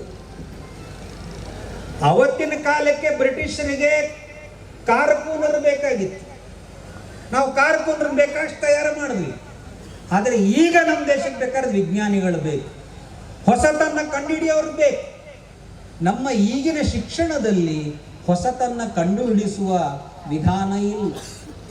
ಅದಕ್ಕೋಸ್ಕರ ರಾಷ್ಟ್ರೀಯ ಶಿಕ್ಷಣ ನೀತಿ ಏನು ಬಂದಿದೆ, ಈಗ ಜಾರಿಗೆ ಬಂದಿದೆ, ಅದರೊಳಗಡೆ ಮುಖ್ಯವಾದಂಥ ಉದ್ದೇಶಗಳೇನಿದೆ? ಮೊದಲನೆಯದು, ಮಕ್ಕಳಿಗೆ ಸ್ಕೂಲಿಗೆ ಕಳಿಸಿದಾಗ ಹೊಸತನ್ನು ಮಾಡುವಂತಹ ಗುಣ ಬರಬೇಕು. ಸೃಜನಶೀಲತೆ ನೆನ್ಪಿಟ್ಕೊಳ್ಳೋದ್ರ ಮೊದಲನೇ ಗುಣ ಇದು. ಆದರೆ ನಮ್ಮ ಶಾಲೆಯ ಶಿಕ್ಷಣದಲ್ಲಿ ಹೆಂಗೆ ಅಂದರೆ, ಮಕ್ಕಳು ಏನು ಮಾಡಬಾರ್ದು, ಬಂದ ತಕ್ಷಣ ಇಂಗ್ಲಿಷ್ ಆಟ ಆಡಬಾರ್ದು, ಮಗು ಆಟ ಆಡೇ ಕಲ್ತ್ಕೊಳ್ಳೋದು. ಮತ್ತು ಇನ್ನೊಂದು ವಿಚಿತ್ರವಾದ್ದು ಅಂದರೆ, ಎಲ್ಲ ಶಿಕ್ಷಣ ತಜ್ಞರೇ ಹೇಳ್ತಾರೆ, ಮಗು 8 ವರ್ಷ ವಯಸ್ಸಿನ ಹೊತ್ತಿಗೆ ಅದರ ಮಿದುಳಿನ 85% ಬೆಳೆದು ಬಿಡುತ್ತೆ. ಆದರೆ ನಮ್ಮ ಶಿಕ್ಷಣದಲ್ಲೇ ಸಣ್ಣವ್ರಿಗೆ ಏನು ಇಲ್ಲವೇ ಇಲ್ಲ. ಅದಕ್ಕೆ ಈ ಶಿಕ್ಷಣ ನೀತಿ ಮೊದಲನೇ ಹೆಜ್ಜೆ ಏನಿದೆ, ಮೊದಲನೇ 5 ವರ್ಷ ಮಗುವಿನ ಶಿಕ್ಷಣಕ್ಕೆ ತುಂಬ ಮಹತ್ವವನ್ನು ಕೊಡಬೇಕು. ಆವಾಗ ಮಗು ಮಾಡುವುದರ ಮೂಲಕ ಕಲ್ತ್ಕೋಬೇಕು. ಈ ಶಬ್ದ ನಮ್ಮ ಕಲಿನಲ್ಲಿ ಗೊತ್ತೇ ಇದೆ ನಮಗೆ. ಖುಷಿಯಾಗಿ ಆಟ ಆಡ್ತಾ ಕಲ್ತ್ಕೋಬೇಕು. ಇದು ನಮ್ಮ ದೇಶದ ಪದ್ಧತಿ ಇದ್ದಿದ್ದು. ಅದಕ್ಕೆ ನಾವು ಇಲ್ಲಿಯವರೆಗೂ ಬದಲಾದ ತ್ರಿವಿಧ ದಾಸೋಹಿ ಈ ಕಾರ್ಯಕ್ರಮದ ಸಾನ್ನಿಧ್ಯತೆಯನ್ನು ವಹಿಸಿದ ಪರಮಪೂಜ್ಯ ಶ್ರೀ ಡಾಕ್ಟರ್ ಅಭಿನವ ಅನ್ನದಾನೇಶ್ವರನ ಹುಮ್ಮನದಲ್ಲಿ ನೆನೆದು ಇಲ್ಲಿಯವರೆಗೂ ತಮ್ಮ ಅನುಭವವನ್ನು ನಮ್ಮೆಲ್ಲರಿಗೂ ಹಂಚಿಕೊಂಡಿರುವ ಕೊಪ್ಪಳ ಸಂಸದರಾದ ಮಾನ್ಯ ಸಂಗಣ್ಣ ಕರಡಿ ಸರಿಗೆ ಮತ್ತೊಮ್ಮೆ ತಮ್ಮ ಚಪ್ಪಾಳೆಯ ಮೂಲಕವಾಗಿ ಧನ್ಯವಾದವನ್ನು ಸಲ್ಲಿಸಬೇಕು. ಇದೀಗ ಸನ್ಮಾನ್ಯ ಸಂಗಣ್ಣ ಕರಡಿಯವರು ಜಗದ್ಗುರು ಮಹಾಸನ್ನಿಧಿಯವರಿಂದ ಶ್ರೀಮಠದ ಪರವಾಗಿ ಗೌರವಾರ್ಪಣೆಯನ್ನು ಸ್ವೀಕರಿಸಬೇಕಾಗಿ ವಿನಂತಿಯನ್ನು ಮಾಡ್ಕೊತಾನೆ. ಕೊಪ್ಪಳ ಲೋಕಸಭಾ ಸದಸ್ಯರಾಗಿರುವ ಸನ್ಮಾನ್ಯ ಶ್ರೀ ಸಂಗಣ್ಣನವರು ಕರಡಿ ಸಾಹೇಬರು ಶ್ರೀಮಠದ ಪರವಾಗಿ ಜಗದ್ಗುರು ಮಹಾಸನ್ನಿಧಿಯವರಿಂದ ಶ್ರೀಮಠದ ಗೌರವಾರ್ಪಣಾ ಕಾರ್ಯಕ್ರಮವನ್ನು ಸ್ವೀಕರಿಸಬೇಕಾಗಿ ವಿನಂತಿಯನ್ನು ಮಾಡ್ಕೊಂತ. ಡಾಕ್ಟರ್ ಅಭಿನವ ಅನ್ನದಾನ ಮಹಾಸ್ವಾಮಿಗಳವರಿಂದ ಶ್ರೀಮಠದ ಗೌರವಾರ್ಪಣಾ ಕಾರ್ಯಕ್ರಮ ನೆರವೇರುತ್ತಾ ಇದೆ.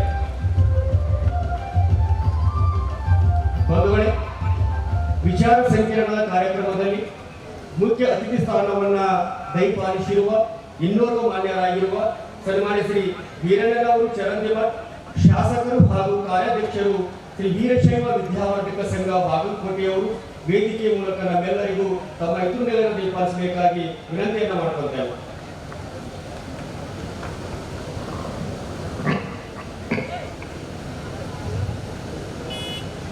ಶ್ರೀ ಅನ್ನದಾನೇಶ್ವರ ಸಂಸ್ಥಾನ ಮಠ ಆಲ್ಕೆರೆ ಹಾಗೂ ಗಂಜಾಳ ಕಾಯಕ ಯೋಗಿ ತ್ರಿವಿಧ ದಾಸೋಹಿ ಪರಮ ಪೂಜ್ಯ ಶ್ರೀ ಡಾಕ್ಟರ್ ಅಭಿನವ ಅನ್ನದಾನ ಮಹಾಸ್ವಾಮಿಗಳ ಗುರುವಂದನಾ ಕಾರ್ಯಕ್ರಮ ಹಾಗೂ ಪೂಜ್ಯ ಶ್ರೀ ಮುಪ್ಪೆ ಬಸವಲಿಂಗ ದೇವರ ನಿರಂಜನ ಪಟ್ಟಾಧಿಕಾರದ ಸಾನ್ನಿಧ್ಯ ವಹಿಸಿರುವಂಥ ಪೂಜ್ಯ ಅಭಿನವ ಅನ್ನದಾನ ಮಹಾಸ್ವಾಮಿಗಳವರ ಪವಿತ್ರ ಪಾದಗಳಿಗೆ ನಮಸ್ಕರಿಸ್ತಾ, ಕಾರ್ಯಕ್ರಮದಲ್ಲಿ ಉಪಸ್ಥಿತರಿರುವಂಥ ಬಾಳೆಬಸವನ ಲಿಂಗಾಯೇಶ್ವರ ಸ್ವಾಮಿಗಳಲ್ಲಿ, ಹಾವೇರಿಯ ಪೂಜ್ಯರಲ್ಲಿ, ಕುದುರೆ ಮೋತಿಯ ಪೂಜ್ಯರಲ್ಲಿ, ನೇಗಿನಾಳದ ಶಿವಲಿಂಗೇಶ್ವರ ಮಹಾಸ್ವಾಮಿಗಳವರಲ್ಲಿ ಹಾಗೂ ಉಪ್ಪಿನ ಬಸವಲಿಂಗದೇವರಲ್ಲಿ ನಮಸ್ಕರಿಸಿ, ವೇದಿಕೆಯಲ್ಲಿರುವಂಥ ಎಲ್ಲ ಪೂಜ್ಯ ಮಹಾಸ್ವಾಮಿಗಳಿಗೂ ಕೂಡ ನಮಸ್ಕರಿಸ್ತಾ, ಇದೀಗ ತಾನೇ ಮುಖ್ಯ ಅತಿಥಿಗಳಾಗಿ ಮಾತನಾಡಿದಂಥ ಕೊಪ್ಪಳದ ಸಂಸದರಾದ ಸಂಗಣ್ಣ ಕರಡಿಯವರೇ, ಈ ಕ್ಷೇತ್ರದ ಶಾಸಕರು ಸ್ನೇಹಿತರಾದ ಕಳಕಪ್ಪ ಬಂಡಿಯವರೇ, ಈ ಕ್ಷೇತ್ರದ ಹಿಂದಿನ ಶಾಸಕರು ಹಿರಿಯರಾದ BS ಪಾಟೀಲ್ರವರೇ, ರವೀಂದ್ರಜಿ ಅವರೇ ಹಾಗೂ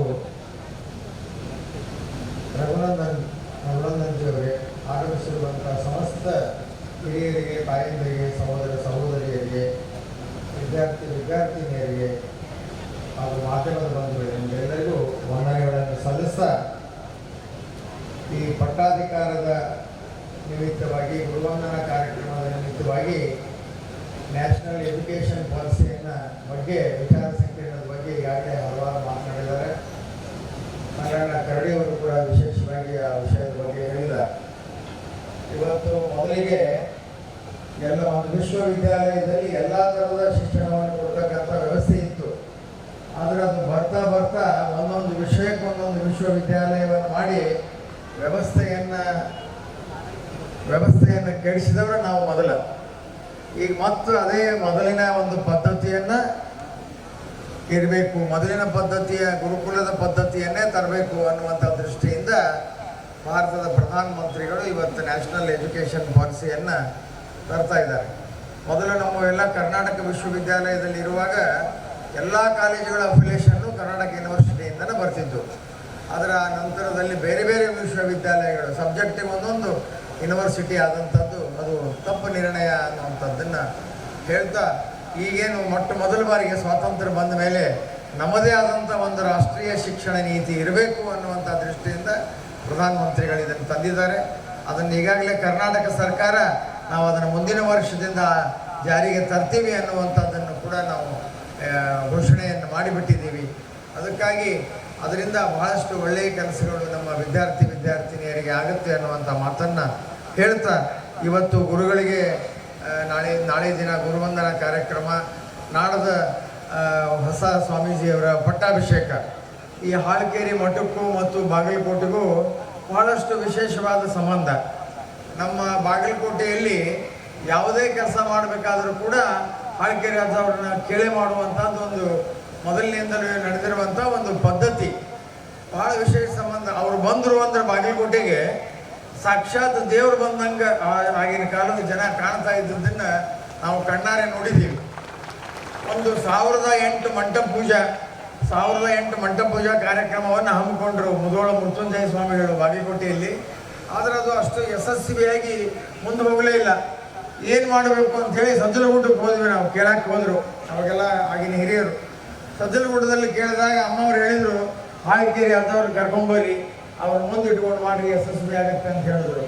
ಇನ್ನೂ ನನಗೆ ನೆನಪಿದೆ, ಅವ್ರನ್ನ ಕರ್ಕೊಂಡ್ಬಂದು ಅವರ ನೇತೃತ್ವದಲ್ಲಿ ಆ 1008 ಮಂಟಪ ಪೂಜೆ ಆದದ್ದು ಅದು ಇತಿಹಾಸದಲ್ಲಿ ನೆನಪಿಡುವಂಥ ಒಂದು ಕಾರ್ಯಕ್ರಮ ಆದದ್ದನ್ನು ನಾವು ನೋಡಿದ್ದೇವೆ.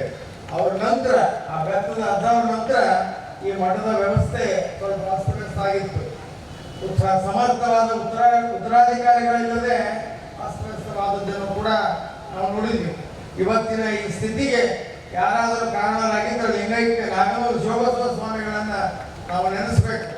ಅವರ ಹತ್ತಿರ ಅನೇಕ ಮನೆಯವರನ್ನ ಉತ್ತರಾಧಿಕಾರಿ ಆಗವ್ರನ್ನ ಕರ್ಕೊಂಡೋಗಿ ಭೇಟಿ ಮಾಡಿಸಿದ್ರೆ ಅವ್ರು ಯಾರಿಗೂ ಒಪ್ಪಲೇ ಇಲ್ಲ. ಈಗಿನ ಹೊಸಪೇಟೆಯ ಪೂಜಾರಿಗೆ ಇಲ್ಲ, ಅದು ನಮ್ಮ ಗುರುಗಳ ಸ್ಥಾನ, ಅದನ್ನ ನೀವೇ ಅದನ್ನ ನಡೆಸಬೇಕು ಅನ್ನುವಂಥ ಆದೇಶವನ್ನು ಮಾಡಿದ್ದರ ಪರಿಣಾಮ 35 ವರ್ಷದ ಹಿಂದೆ ಅವರು ಈ ಮಠದ ಅಧಿಕಾರವನ್ನು ವಹಿಸಿಕೊಂಡು ಮತ್ತೆ ಆ ಹಳಕೇರಿ ಮಠದ ಗತವೈಭವ ಏನದ ಅದು ಮರುಕಳಿಸುವಂತೆ ಮತ್ತು ವಾಪಸ್ ಆ ಸ್ಥಿತಿಗೆ ಉನ್ನತ ಸ್ಥಿತಿಗೆ ಬರುವಂತೆ ಮಾಡಿದಂಥ ಕೀರ್ತಿ ನಮ್ಮ ಅಭಿನವ ಅನ್ನದಾನ ಸ್ವಾಮಿಗಳಿಗೆ ಸಲ್ತದೆ. ಇದಕ್ಕೆ ಮುಖ್ಯ ಕಾರಣದಂದ್ರೆ ನಾಗಮೂಲಿನ ಶಿವಬಸವ ಸ್ವಾಮಿಗಳು ಅನ್ನುವಂಥ ಮಾತನ್ನು ಹೇಳಿದರೆ ತಪ್ಪಾಗಲಿಕ್ಕಿಲ್ಲ. ಇವತ್ತು 35 ವರ್ಷ ಯಶಸ್ವಿಯಾಗಿರುವ ತಮ್ಮ ಜವಾಬ್ದಾರಿಯನ್ನು ನಿಭಾಯಿಸಿ ಮತ್ತೊಬ್ಬ ಸಮರ್ಥ ಉತ್ತರಾಧಿಕಾರಿಗಳಿಗೆ ಅವರು ಇವತ್ತು ಈ ಅಧಿಕಾರವನ್ನು ಬಿಟ್ಟುಕೊಡ್ತಾ ಇದ್ದಾರೆ, ಅಧಿಕಾರದ ಹಸ್ತಾಂತರವನ್ನು ಮಾಡ್ತಾ ಇದ್ದಾರೆ. ಸಾಕಷ್ಟು ಹೊಸಪೇಟೆ, ಹಂಪಿ ಆ ಮಠಗಳಿಗೆ ಮತ್ತು ಹಾಗೆಯೇ ಅನ್ನದಾನೇಶ್ವರ ಮತ್ತು ಶಾಖಾ ಮಠಗಳಿಗೆ, ಶಿವಯೋಗ ಮಂದಿರದ ಸಂಸ್ಥೆಗೆ ಅವರಷ್ಟು ದುಡಿದಂಥ ಸ್ವಾಮಿಗಳು ಮತ್ತೊಬ್ಬರು ಹಾನಗಲ್ ಕುಮಾರಸ್ವಾಮಿಗಳ ನಂತರ, ಹಾವೇರಿ ಶಿವಬಸವ ಸ್ವಾಮಿಗಳ ನಂತರ ಯಾರಾದರೂ ಇದ್ರೆ ಅದು ನಮ್ಮ ಅಭಿನವ ಅನ್ನದಾನ ಸ್ವಾಮಿಗಳು ಅಂತ ಹೇಳಿದ್ರೆ ತಪ್ಪಾಗಲಿಕ್ಕಿಲ್ಲ. ಅವರು ಇನ್ನೂ ಕೂಡ ಅವರು ಉತ್ತರಾಧಿಕಾರತ್ವವನ್ನು ಬಿಟ್ಟುಕೊಟ್ಟರು ಕೂಡ ಇನ್ನೂ ಶತಾಯುಷಿಗಳ ಅನಂತ ನಮನಗಳನ್ನು ಸಲ್ಲಿಸ್ತೇನೆ.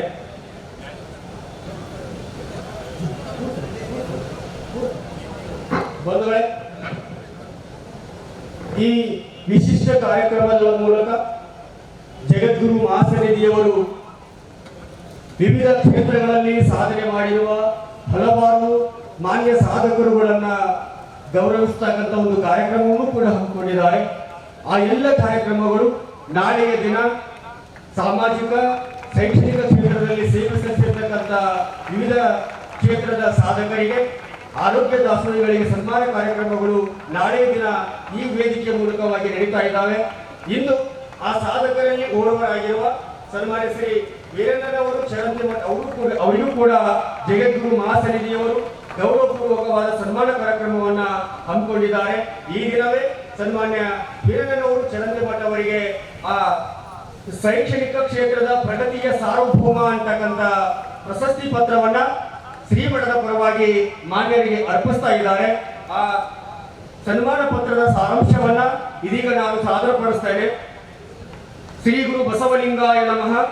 ಶ್ರೀ ಅನ್ನದಾನೇಶ್ವರ ಸಂಸ್ಥಾನ ಮಠ ಹಾಲಕೆರೆ ಗಂಜಿಹಾಲ ತಾಲೂಕು ಗಜೇಂದ್ರಗಡ ಜಿಲ್ಲಾ ಗದಗ ಕಾಯಕ ಯೋಗಿ ತ್ರಿವಿಧ ದಾಸೋಹಿ ಪರಮ ಪೂಜ್ಯ ಶ್ರೀಮಣಿಪುರ ಡಾಕ್ಟರ್ ಅಭಿನವ ಅನ್ನದಾನ ಮಹಾಸ್ವಾಮಿಗಳವರ ಗುರುವಂದನೆ ಹಾಗೂ ಪೂಜ್ಯ ಶ್ರೀ ಮುಪ್ಪಿನ ಬಸವಲಿಂಗ ದೇವರ ನಿರಂಜನ ಚರಪಟ್ಟಾಧಿಕಾರ ಮಹೋತ್ಸವದ ಶುಭ ಸಂದರ್ಭದಲ್ಲಿ ಸನ್ಮಾನ್ಯ ಶ್ರೀ ವೀರಣ್ಣನವರು ಚರಂತಿಮಠ ಶಾಸಕರು ಹಾಗೂ ಕಾರ್ಯಾಧ್ಯಕ್ಷರು ಶ್ರೀ ಬಸವೇಶ್ವರ ವೀರಶೈವ ವಿದ್ಯಾವರ್ಧಕ ಸಂಘ ಬಾಗಲಕೋಟೆಯವರಿಗೆ ಗೌರವಪೂರ್ವಕವಾಗಿ ದಯಪಾಲಿಸಿದ ಶೈಕ್ಷಣಿಕ ಕ್ಷೇತ್ರದ ಪ್ರಗತಿಯ ಸಾರ್ವಭೌಮ 1958 ಮೇ ತಿಂಗಳ 22ರಂದು ಆಚಾರವಂತ ದಂಪತಿಗಳಾದ ಶ್ರೀ ಚಂದ್ರಶೇಖಯ್ಯನವರು ಚರಂತಿಮಠ, ಶ್ರೀಮತಿ ಬಸಲಿಂಗಮ್ಮ ಚರಂತಿಮಠ ಇವರ ಸುಪುತ್ರರಾಗಿ ಜನಿಸಿದ ತಾವುಗಳು ಶರಣ ಸಂಸ್ಕೃತಿಯ ಸರಳ ವ್ಯಕ್ತಿತ್ವವನ್ನು, ಸಾತ್ವಿಕ ಪ್ರಜ್ಞೆಯನ್ನು ಮೈಗೂಡಿಸಿಕೊಂಡು ಸೌಮ್ಯ ಗುಣ ಸ್ವಭಾವ ಮತ್ತು ನೇರ ನಿಷ್ಠುರ ವ್ಯಕ್ತಿತ್ವಕ್ಕೆ ಹೆಸರುವಾಸಿಯಾದವರು. ಗುರುಭಕ್ತಿ, ಹಿರಿಯರ ಬಗ್ಗೆ ಗೌರವ ಹೊಂದಿದ ತಾವು ಎಲ್ಲ ಸಮಾಜದವರನ್ನ ಪ್ರೀತಿಸುವ ವಿಶಾಲ ಗುಣದವರಾಗಿದ್ದೀರಿ. ಕೊಟ್ಟ ಕುದುರೆಯನ್ನೇರಲೇ ಮತ್ತೊಂದು ಬಯಸುವವರು ವೀರರೂ ಅಲ್ಲ, ಧೀರರೂ ಅಲ್ಲ ಅನ್ನುವ ಪ್ರಭುಗಳು ತಮ್ಮ ವಚನವೊಂದರಲ್ಲಿ ಅತ್ಯಂತ ಮಾರ್ಮಿಕವಾಗಿ ಹೇಳುತ್ತಾರೆ. ಪರಮಾತ್ಮ ಇತ್ತ ಈ ಬದುಕನ್ನ ಅತೃಪ್ತಿಯಿಂದ ಹಳೆಯದೆ ಜಾಣ್ಮೆಯಿಂದ ಬಳಸಿ ಸಾರ್ಥಕಪಡಿಸಿಕೊಳ್ಳುವವರು ನಿಜವಾಗಿಯೂ ವೀರರೆನಿಸಿಕೊಳ್ಳುತ್ತಾರೆ. ತಾವುಗಳು ತಮಗೆ ಸಿಕ್ಕ ಅವಕಾಶಗಳೆಲ್ಲವನ್ನು ಅತ್ಯಂತ ಜಾಣ್ಮೆಯಿಂದ ಬಳಸಿಕೊಂಡು ಸಾಧಿಸಿದ ಸಾಧನೆ ಇತರರಿಗೆ ಮಾರ್ಗದರ್ಶಿಯಾಗಿದೆ. ರಾಜಕಾರಣದಲ್ಲಿ ಪ್ರಾಮಾಣಿಕತೆ ಮತ್ತು ಬದ್ಧತೆಯನ್ನು ಹೊಂದಿದ ತಾವುಗಳು ಆದರ್ಶ ಶಾಸಕರಾಗಿ ಬಾಗಲಕೋಟೆ ಕ್ಷೇತ್ರದಲ್ಲಿ ಮಾಡಿದ ಜನಪರ ಕಾರ್ಯಗಳು ನಿಮ್ಮನ್ನು ಜನರ ಹತ್ತಿರಕ್ಕೆ ಕೊಂಡೊಯ್ದಿವೆ. ಕೃಷ್ಣಾ ಮೇಲ್ದಂಡೆ ಯೋಜನೆಯಡಿ ಮುಳುಗಡೆಯಾದ ನಿರಾಶ್ರಿತರಿಗೆ ಪುನರ್ವಸತಿ ಕಲ್ಪಿಸಲು ಹೋರಾಟ ಮಾಡಿ ಬಾಗಲಕೋಟೆ ನವನಗರ ಸುಂದರವಾಗಿ ರೂಪುಗೊಳ್ಳಲು ಶ್ರಮಿಸಿದ ನಿಮ್ಮ ಪ್ರಯತ್ನ ವರ್ಣಾತೀತವಾಗಿದೆ. ತಾವುಗಳು ಶಿಕ್ಷಣ ಕ್ಷೇತ್ರದಲ್ಲಿ ಸಲ್ಲಿಸಿದ ಸಾಧನೆಯಂತೂ ಅದ್ವಿತೀಯವಾಗಿದೆ. ಶ್ರೀ ಬಸವೇಶ್ವರ ವೀರಶೈವ ವಿದ್ಯಾವರ್ಧಕ ಸಂಘದ ಕಾರ್ಯಾಧ್ಯಕ್ಷರಾಗಿ ಕಳೆದ 30 ವರ್ಷಗಳಿಂದ ಸುದೀರ್ಘವಾಗಿ ಸಲ್ಲಿಸುತ್ತಿರುವ ಸೇವೆ ಅಮೋಘವಾಗಿದೆ. ಇಂದು ಸಂಸ್ಥೆ 154ಕ್ಕಿಂತ ಅಧಿಕ ವಿದ್ಯಾಸಂಸ್ಥೆಗಳನ್ನು ಹೊಂದಿ ಉತ್ತರೋತ್ತರವಾಗಿ ತನ್ನ ವಿದ್ಯಾದಾನದ ಮಹತ್ ಕಾರ್ಯವನ್ನು ಮಾಡುತ್ತಿದೆ ಎಂದರೆ ಅದಕ್ಕೆ ತಮ್ಮ ದಕ್ಷತೆ ಮತ್ತು ಪ್ರಬುದ್ಧ ಆಡಳಿತವೇ ಕಾರಣವಾಗಿದೆ. ಈ ಎಲ್ಲ ಕಾರಣಗಳಿಂದ ತಾವುಗಳು ಶೈಕ್ಷಣಿಕ ಕ್ಷೇತ್ರದ ಪ್ರಗತಿಯ ಸಾರ್ವಭೌಮರಾಗಿದ್ದೀರಿ. ಕನ್ನಡ ಸಾಹಿತ್ಯ ಕ್ಷೇತ್ರದೊಂದಿಗೆ ನಿಕಟ ಒಡನಾಟ ಹೊಂದಿರುವ ತಾವುಗಳು ಬಾಗಲಕೋಟೆಯಲ್ಲಿ ಜರುಗಿದ 68ನೇ ಅಖಿಲ ಭಾರತ ಕನ್ನಡ ಸಾಹಿತ್ಯ ಸಮ್ಮೇಳನದ ಕಾರ್ಯಾಧ್ಯಕ್ಷರಾಗಿ, ಅಖಿಲ ಭಾರತ 7ನೇ ಶರಣ ಸಾಹಿತ್ಯ ಸಮ್ಮೇಳನದ ಕಾರ್ಯಾಧ್ಯಕ್ಷರಾಗಿ, ಬಾಗಲಕೋಟೆ ಜಿಲ್ಲಾ ಪ್ರಥಮ ಮಹಿಳಾ ಕನ್ನಡ ಸಾಹಿತ್ಯ ಸಮ್ಮೇಳನದ ಕಾರ್ಯಾಧ್ಯಕ್ಷರಾಗಿ, ಅಖಿಲ ಕರ್ನಾಟಕ ಗಮಕ ಕಲಾ ಸಮ್ಮೇಳನದ ಸ್ವಾಗತ ಸಮಿತಿ ಉಪಾಧ್ಯಕ್ಷರಾಗಿ, ಹೀಗೆ ಜಿಲ್ಲೆಯಾದ್ಯಂತ ಜರುಗುವ ಅನೇಕ ಸಾಂಸ್ಕೃತಿಕ ಸಾಹಿತ್ಯಿಕ ಕಾರ್ಯಕಲಾಪಗಳ ನೇತೃತ್ವವನ್ನು ವಹಿಸಿಕೊಂಡು ಸಾಹಿತ್ಯ ಕ್ಷೇತ್ರದ ಪೋಷಕರಾಗಿದ್ದೀರಿ. ಜೊತೆಗೆ ಗ್ರಾಮೀಣ ಯುವಕರು ಮತ್ತು ಮಹಿಳೆಯರು ಸ್ವಯಂ ಉದ್ಯೋಗ ಕಲ್ಪಿಸುವ ನಿಟ್ಟಿನಲ್ಲಿ ಹಲವಾರು ಕಾರ್ಯಕ್ರಮಗಳನ್ನು ಆಯೋಜಿಸಿ ಸಾವಿರಾರು ಗ್ರಾಮೀಣ ಯುವಕರು ಮತ್ತು ಮಹಿಳೆಯರು ಸ್ವಾವಲಂಬಿ ಜೀವನ ನಡೆಸಲು ಸಹಾಯಕರಾಗಿರುವಿರಿ. ಹೀಗೆ ಪ್ರಬುದ್ಧ ಆಡಳಿತಗಾರರಾಗಿ, ಶಿಕ್ಷಣ ಪ್ರೇಮಿಗಳಾಗಿ, ರಾಜಕೀಯ ಮುತ್ಸದ್ದಿಯಾಗಿ, ಸಾರ್ವಜನಾಂಗದವರ ಪ್ರೀತಿ ಗೌರವಕ್ಕೆ ಪಾತ್ರರಾದ ತಮ್ಮಿಂದ ಇನ್ನೂ ಹೆಚ್ಚಿನ ಸಮಾಜ ಸೇವೆಯು ನಿರಂತರ ಜರುಗಲು ಶ್ರೀ ಬಸವಾದಿ ಪ್ರಮತರ, ಶ್ರೀ ಹಾನಗಲ್ ಕುಮಾರೇಶ್ವರರ, ಶ್ರೀ ಅನ್ನದಾನೇಶ್ವರರ ಆಶೀರ್ವಾದವು ಸದಾ ತಮ್ಮ ಮತ್ತು ತಮ್ಮ ಕುಟುಂಬದ ಮೇಲೆ ಇರಲೆಂದು ಶುಭ ಹಾರೈಸುತ್ತಾ ಈ ಪಾವನ ಸಂದರ್ಭದಲ್ಲಿ ತಮಗೆ ಶೈಕ್ಷಣಿಕ ಕ್ಷೇತ್ರದ ಪ್ರಗತಿಯ ಸಾರ್ವಭೌಮ ಪ್ರಶಸ್ತಿಯನ್ನು ಪ್ರದಾನ ಮಾಡಲು ಸಂತೋಷವೆನಿಸುತ್ತದೆ. ಇಂತಿ ಶಿವಂ. ಈ ರೀತಿಯಾಗಿ ಶ್ರೀಮಠದ ಪರವಾಗಿ ಜಗದ್ಗುರು ಮಹಾಸನ್ನಿಧಿಯವರು ಸನ್ಮಾನ್ಯ ಶ್ರೀ ವೀರಣ್ಣನವರು ಚರಂತಿಮಠ ಅವರಿಗೆ ಶೈಕ್ಷಣಿಕ ಕ್ಷೇತ್ರದ ಪ್ರಗತಿಯ ಸಾರ್ವಭೌಮ ಪ್ರಶಸ್ತಿಯನ್ನ ಪ್ರದಾನ ಮಾಡ್ತಾ ಇದ್ದಾರೆ. ತಮ್ಮ ಚಪ್ಪಾಳೆ ಮೂಲಕವಾಗಿ ಎಲ್ಲ ವಿದ್ಯಾರ್ಥಿಗಳು ಮತ್ತು ಸಮಸ್ತ ಭಕ್ತ ಬಂಧುಗಳು ಮತ್ತೊಮ್ಮೆ ಸನ್ಮಾನ್ಯ ವೀರಣ್ಣನವರು ಚರಂತಿಮಠ ಅವರಿಗೆ ತಮ್ಮ ಚಪ್ಪಾಳೆ ಮೂಲಕವಾಗಿ ತಾವು ಕೂಡ ಅವರನ್ನ ಅಭಿನಂದಿಸಬೇಕಾಗಿ ವಿನಂತಿಯನ್ನು ಮಾಡಿಕೊಂಡಿದ್ದಾರೆ.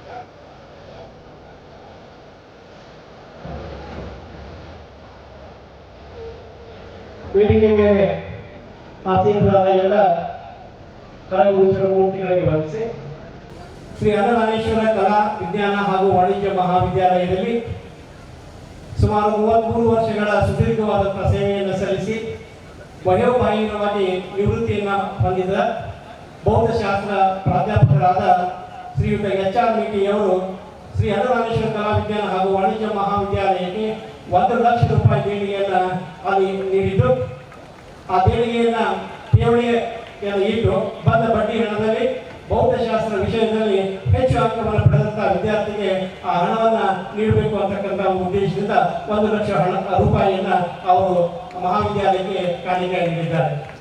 ಹಾಗೂ ಇನ್ನೊಬ್ಬ ಪ್ರಾಧ್ಯಾಪಕರಾದಂತಹ ಶ್ರೀಮತಿಯವರು ಇತಿಹಾಸ ವಿಭಾಗದ ಮುಖ್ಯಸ್ಥರಾಗಿ 33 ವರ್ಷಗಳವರೆಗೆ ಸೇವೆಯನ್ನು ಸಲ್ಲಿಸಿ ವಯೋಮಾನವಾಗಿ ನಿವೃತ್ತಿಯನ್ನು ಹೊಂದಿದಂತ ಶ್ರೀಮತಿಯವರು ಇವತ್ತಿನ ಕಾರ್ಯಕ್ರಮಕ್ಕೆ ಆಗಮಿಸಿದ್ದು, ಈ ಕಾರ್ಯಕ್ರಮಕ್ಕೆ 25,000 ರೂಪಾಯಿಗಳನ್ನು ಶ್ರೀಗಳಿಗೆ ಈ ಕಾರ್ಯಕ್ರಮಕ್ಕೆ ಕಾಣಿಕೆ ನೀಡಿದ್ದಾರೆ. ಆ ಇಬ್ಬರು ಮಹನೀಯರಿಗೆ ತುಂಬ ಹೃದಯದ ಧನ್ಯವಾದಗಳು.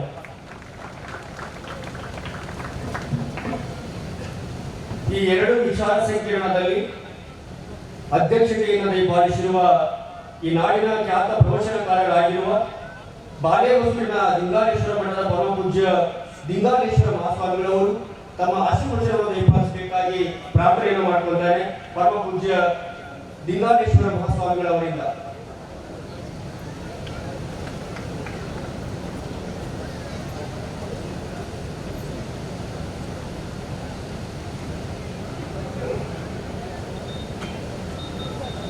ನೀನೊಲಿದರೆ ಕೊರಳುಕೊಂಡ ಹೃದಯ, ನೀನೊಲಿದರೆ ಬರಡು ಹಯನಾಗುವುದಯ್ಯ, ನೀನೊಲಿದರೆ ವಿಷವು ಅಮೃತವಾಗುವುದಯ್ಯ, ನೀನೊಲಿದರೆ ಸಕಲ ಪಡಿ ಪದಾರ್ಥಗಳು ಇದರಲ್ಲಿರುವಯ್ಯ ಕೂಡಲ ಸಂಗಮದೇವ.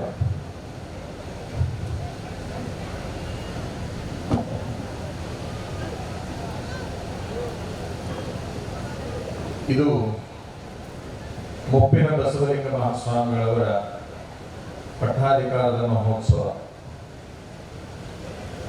ಆ ನಿಮಿತ್ತವಾಗಿ ಇಂದು ಬಹಿರಂಗ ಸಭೆ ನಡೆದಿದೆ. ಸ್ವಾತಂತ್ರ್ಯೋತ್ಸವದ ಅಮೃತ ಮಹೋತ್ಸವ ಮತ್ತು ನೂತನ ರಾಷ್ಟ್ರೀಯ ಶಿಕ್ಷಣ ನೀತಿ ವಿಚಾರ ಸಂಕಿರಣ. ಬಹುಶಃ ನಾನು ನೋಡಿದ ಹಾಗೆ ಕರ್ನಾಟಕದ ಇತಿಹಾಸದಲ್ಲಿ ಒಂದು ಪಟ್ಟಾಧಿಕಾರದೊಳಗೆ ವಿದ್ಯಾರ್ಥಿಗಳಿಗೆ ಬೇಕಾದ ವಿಚಾರ ಸಂಕಿರಣವನ್ನು ಯಾರಾದರೂ ಇಟ್ಟಿದ್ರೆ ಅದು ಕೇವಲ ಹಾಲ್ಕೇರಿ ಮಠ ಅನ್ನುವಂಥದ್ದನ್ನ ಬಹಳ ಅಭಿಮಾನದಿಂದ ಹೇಳ್ತೇನೆ. ಇಂತಹ ಕಾರ್ಯದ ರೂವಾರಿಗಳಾದ ಪರಮ ಪೂಜ್ಯ ಜಗದ್ಗುರು ಅಭಿನವ ಅನ್ನದಾನ ಮಹಾಸ್ವಾಮಿಗಳವರನ್ನೇ ಮೊದಲು ಸಮರ್ಪಣೆ ಮಾಡಿ ಪ್ರಮಾಣದ ಕೆಲಸವನ್ನು ನಾಡಿಗೆ ಕೊಟ್ಟಿರುವಂತಹ ಆತ್ಮೀಯರಾದ ವೀರಣ್ಣ ಚರಂತಿ ಮಠರವರೇ, ಈ ಕ್ಷೇತ್ರದ ಹಿಂದಿನ ಶಾಸಕರು ಹಾಲ್ಕೇರಿ ಮಠದ ಬೆನ್ನೆಲುಬಿನಂತಿರುವಂತಹ JS ಪಾಟೀಲ್ ರವರೇ, ಯಾವತ್ತು ಹಾಲ್ಕೇರಿ ಮಠದ ಶಿಕ್ಷಣ ಸಂಸ್ಥೆಯ ಎಲ್ಲ ಪದಾಧಿಕಾರಿಗಳೇ, ಬೋಧಕರೇ, ಮಕ್ಕಳೇ, ಭಕ್ತರೇ, ವರದಿಗಾರರೇ, ನಿಮ್ಗೆಲ್ಲ ಶರಣಾರ್ಥಿಗಳು. ಈಗಾಗಲೇ ಸುದೀರ್ಘ ಮಾತುಗಳನ್ನ ತಾವು ಕೇಳಿಸಿಕೊಂಡಿದ್ದೀರಿ. ಮಠದ ಬಗ್ಗೆ ಮತ್ತು ರಾಷ್ಟ್ರೀಯ ಶಿಕ್ಷಣದ ಬಗ್ಗೆ ಸಾಕಷ್ಟು ವಿಚಾರಗಳನ್ನು ತಾವು ಅವಲೋಕನ ಮಾಡಿದ್ದೀರಿ. ವಿದ್ಯಾರ್ಥಿಗಳಿಗೆ ನಾನೊಂದು ಪ್ರೀತಿಯ ಕಿವಿಮಾತನ್ನು ಹೇಳೋದಾದ್ರೆ, ಇದು ನಿಮಗಾಗಿ ಇಟ್ಟುಕೊಂಡ ಕಾರ್ಯಕ್ರಮ ಆಗಿರೋದ್ರಿಂದ, ಅದು ರಾಜ್ಯದಲ್ಲಿ ಮೊದಲನೇ ಕಾರ್ಯಕ್ರಮ ಆಗಿರೋದ್ರಿಂದ ನೀವು ತಾಳ್ಮೆಯನ್ನ ಕಳೆದುಕೋಬೇಡ್ರಿ ಅನ್ನುವಂಥ ಸೂಚನೆಯನ್ನ ನಿಮಗೆ ಕೊಡ್ತೇನೆ. ಹಂಗಂತೇಳಿ ಸಾಯಂಕಾಲ ತನಕ ಒಯ್ತೀವಿ ಅಂತೇನಲ್ಲ ಈ ಸಭಾ. ಇದು ಅಧ್ಯಕ್ಷರ ಭಾಷಣ. ನಾನು ಈ ಸಮಾರಂಭದ ಅಧ್ಯಕ್ಷನಾಗಿದ್ದೇನೆ. ಅಧ್ಯಕ್ಷರ ಭಾಷಣದ ನಂತರದಲ್ಲಿ ಬಹಳ ಹೊತ್ತು ಮುಂದುವರಿಯಂಗಿಲ್ಲ ಅನ್ನೋದು ನಿಮಗೆ ಗೊತ್ತಿರುತ್ತೆ. ಈಗಾಗಲೇ ಸಂಘ ಪರಿವಾರದ ಇಬ್ರು ದೇಶದ ಬಗ್ಗೆ ಮತ್ತು ಶಿಕ್ಷಣ ನೀತಿಯ ಬಗ್ಗೆ ಸಾಕಷ್ಟು ವಿಚಾರಗಳನ್ನ ನಿಮ್ಮ ಮುಂದೆ ಇಟ್ಟಿದ್ದಾರೆ.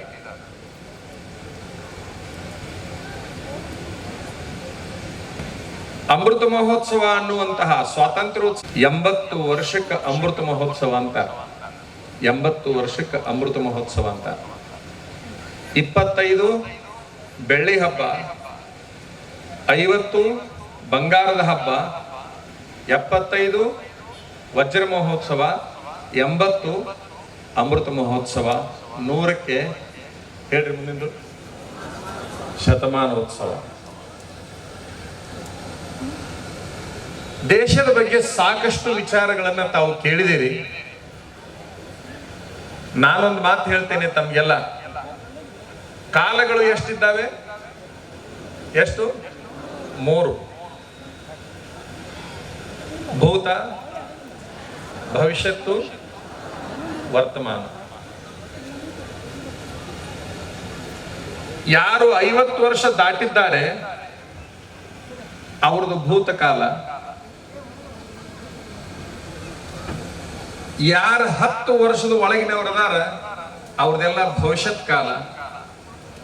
ಈ 10 ದಾಟಿದ ಮೇಲೆ 50 ಒಳಗಿನವ್ರು ಏನದಾರಲ್ಲ ಅವ್ರದೇ ವರ್ತಮಾನ ಕಾಲ.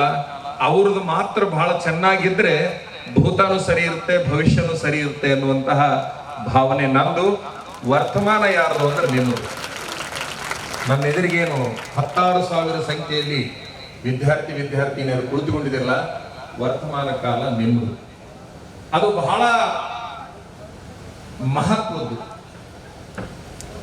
ವರ್ತಮಾನ ಏನಾದರೂ ಅಸ್ತವ್ಯಸ್ತ ಆದ್ರೆ ಭೂತಕಾಲಕ್ಕೂ ದುಃಖ, ಭವಿಷ್ಯತ್ ಕಾಲಕ್ಕೂ ದುಃಖ ಅನ್ನುವಂಥದ್ದು ನಾನು ಬಲ್ಲೆ.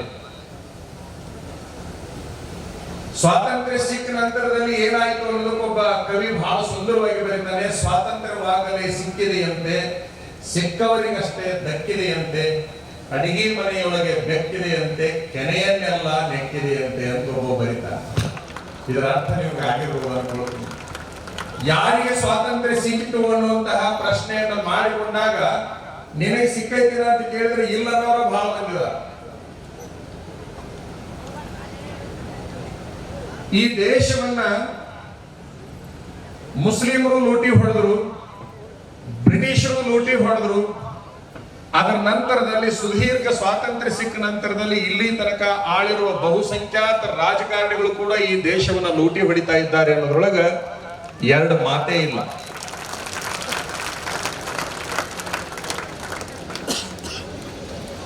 ಒಬ್ರು ಶಾಸಕರು, ಒಬ್ರು ಎಂಪಿಗಳು, ಒಬ್ರು MLCಗಳು ಹಿಂಗೇನೋ ಇರ್ತಾರಲ್ಲ, ಚುನಾವಣೆಗೆ ನಿಲ್ಲೋಕ್ಕಿಂತ ಮೊದಲು ಒಣಗಿದ ಮೀನ್ ಇದ್ದಂಗೆ ಇರ್ತಾರ.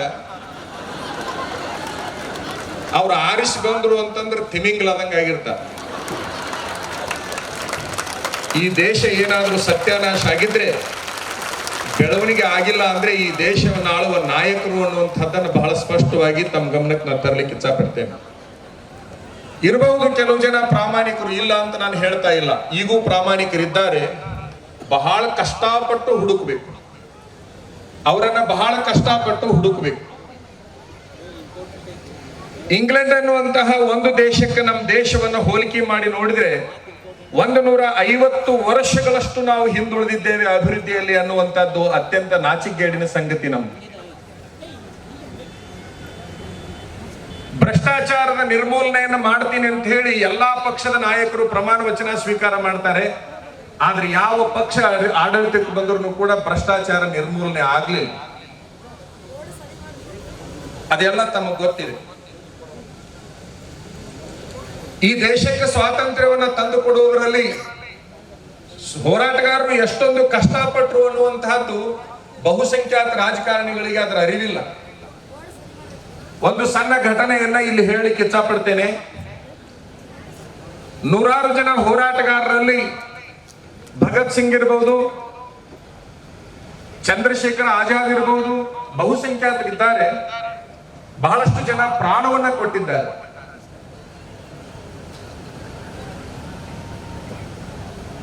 ಚಂದ್ರಶೇಖರ್ ಆಜಾದ್ ಅನ್ನೋರನ್ನ ಜೈಲಿಗೆ ಹಾಕಿರ್ತಾರೆ. ಅಂಡಮಾನ್ ಜೈಲಿನಲ್ಲಿ ಇದ್ದಂತಹ ಸಂದರ್ಭದೊಳಗೆ ಬ್ರಿಟಿಷರು ಎಷ್ಟು ಕೆಟ್ಟ ಶಿಕ್ಷೆಯನ್ನ ಅವರಿಗೆ ಕೊಟ್ಟರು ಅಂತಂದ್ರೆ ಅದನ್ನ ನಾವು ನೋಡಿದ್ರೆ ಪ್ರತಿ ಕ್ಷಣದೊಳಗೆ ಕಣ್ಣೀರು ಹೋಗ್ತಾ ಇರ್ತದೆ. ವಿದ್ಯಾರ್ಥಿಗಳಿಗೆ ನಾನು ಹೇಳೋದಿಷ್ಟೇ, ನೀವು ಯಾವಾಗಾದ್ರೂ ಸಮಯ ಇದ್ರೆ ಭಗತ್ ಸಿಂಗನ ಧಾರಾವಾಹಿಯನ್ನ ನೋಡ್ರಿ, ವಲ್ಲಭಾಯಿ ಪಟೇಲರ ಧಾರಾವಾಹಿಯನ್ನ ನೋಡ್ರಿ, ಇವನ್ನೆಲ್ಲ ನೋಡ್ಬೇಕು ನೀವು. ಕೊಬ್ಬರಿ ಒಳಗಿನ ಎಣ್ಣೆಯನ್ನ ಅಂದ್ರೆ ಗಿಟಕ ಅಂತ ನಾವೇನ್ ಕರಿತೀವಲ್ಲ, ಗಿಟಕಗಳನ್ನ ಕೊಟ್ಟು ಇಷ್ಟು ಕೆಜಿ ಎಣ್ಣೆ ತೆಗಿಬೇಕು ಅಂತ ಒಂದು ಷರತ್ತು ಇರ್ತದೆ. ಏನ ಹಳೆ ಕಾಲದೊಳಗೆ ಗಾಣಗಳಂತಿದ್ವಲ್ಲ, ಆ ಗಾಣಕ್ಕೆ ಎತ್ತುಗಳನ್ನ ಕಟ್ತಿದ್ರು. 1-2 ಎತ್ತು ತಿರುಗ್ತಾ ಇತ್ತು, ಅದರ ಮೂಲಕ ಎಣ್ಣೆಯನ್ನ ತೆಗಿತಾ ಇದ್ರು. ಆ ಗಾಣ ಯಾವುದು ಅಂತಂದ್ರೆ ಕಬ್ಬಣದ ರಾಡು, ಬಹಳ ದೊಡ್ಡದು. ಬರೀ ಎತ್ತಕ್ಕಾಗಲ್ಲ. ನಮ್ಮ ದೇಶದ ಸ್ವಾತಂತ್ರ್ಯ ಹೋರಾಟಗಾರರಿಗೆ ತಾಕತ್ ಎಷ್ಟಿತ್ತು ಅಂತಂದ್ರೆ 2 ಎತ್ತುಗಳು ಜಗ್ಗು ಅಂತಂದ್ರೆ ಒಬ್ಬ ಮನುಷ್ಯ ಜಗ್ಗುತ್ತಿದ್ದ ಅಂತಂದ್ರೆ ಅವರಲ್ಲಿ ದೈಹಿಕ ತಾಕತ್ ಎಷ್ಟಿತ್ತು ಅನ್ನೋದನ್ನು ಕೂಡ ನಾವು ವಿಚಾರ ಮಾಡಬೇಕು. ಒಂದು ದಿನಕ್ಕೆ 5 ಕೆಜಿ ಎಣ್ಣೆ ತೆಗಿಬೇಕನ್ನುವಂತಹ ಬ್ರಿಟಿಷರ ರೂಲ್ ಅನ್ನ, ನಿಯಮವನ್ನ ಎಲ್ಲರೂ ಪಾಲನೆ ಮಾಡಲೇ ಇಲ್ಲ ಅಂತಂದ್ರೆ ಅವ್ರಿಗೆ ಊಟ ಸಿಗ್ತಿರ್ಲಿಲ್ಲ ಜೈಲಿನಲ್ಲಿ. ಯಾರಿಗೆ ಊಟ ಸಿಗದೆ ಇರೋದು, ಯಾರು ದೇಶಕ್ಕಾಗಿ ಸ್ವಾತಂತ್ರ್ಯಕ್ಕಾಗಿ ಹೋರಾಟ ಮಾಡ್ತಾ ಇದ್ದಾರೆ 5 ಕೆಜಿ ಎಣ್ಣೆ ತೆಗೆದು ಕೊಡ್ಲೇ ಇಲ್ಲ ಅಂತಂದ್ರೆ ಊಟ ಸಿಗ್ತಿದ್ದಿಲ್ಲ ಅವ್ರಿಗೆ.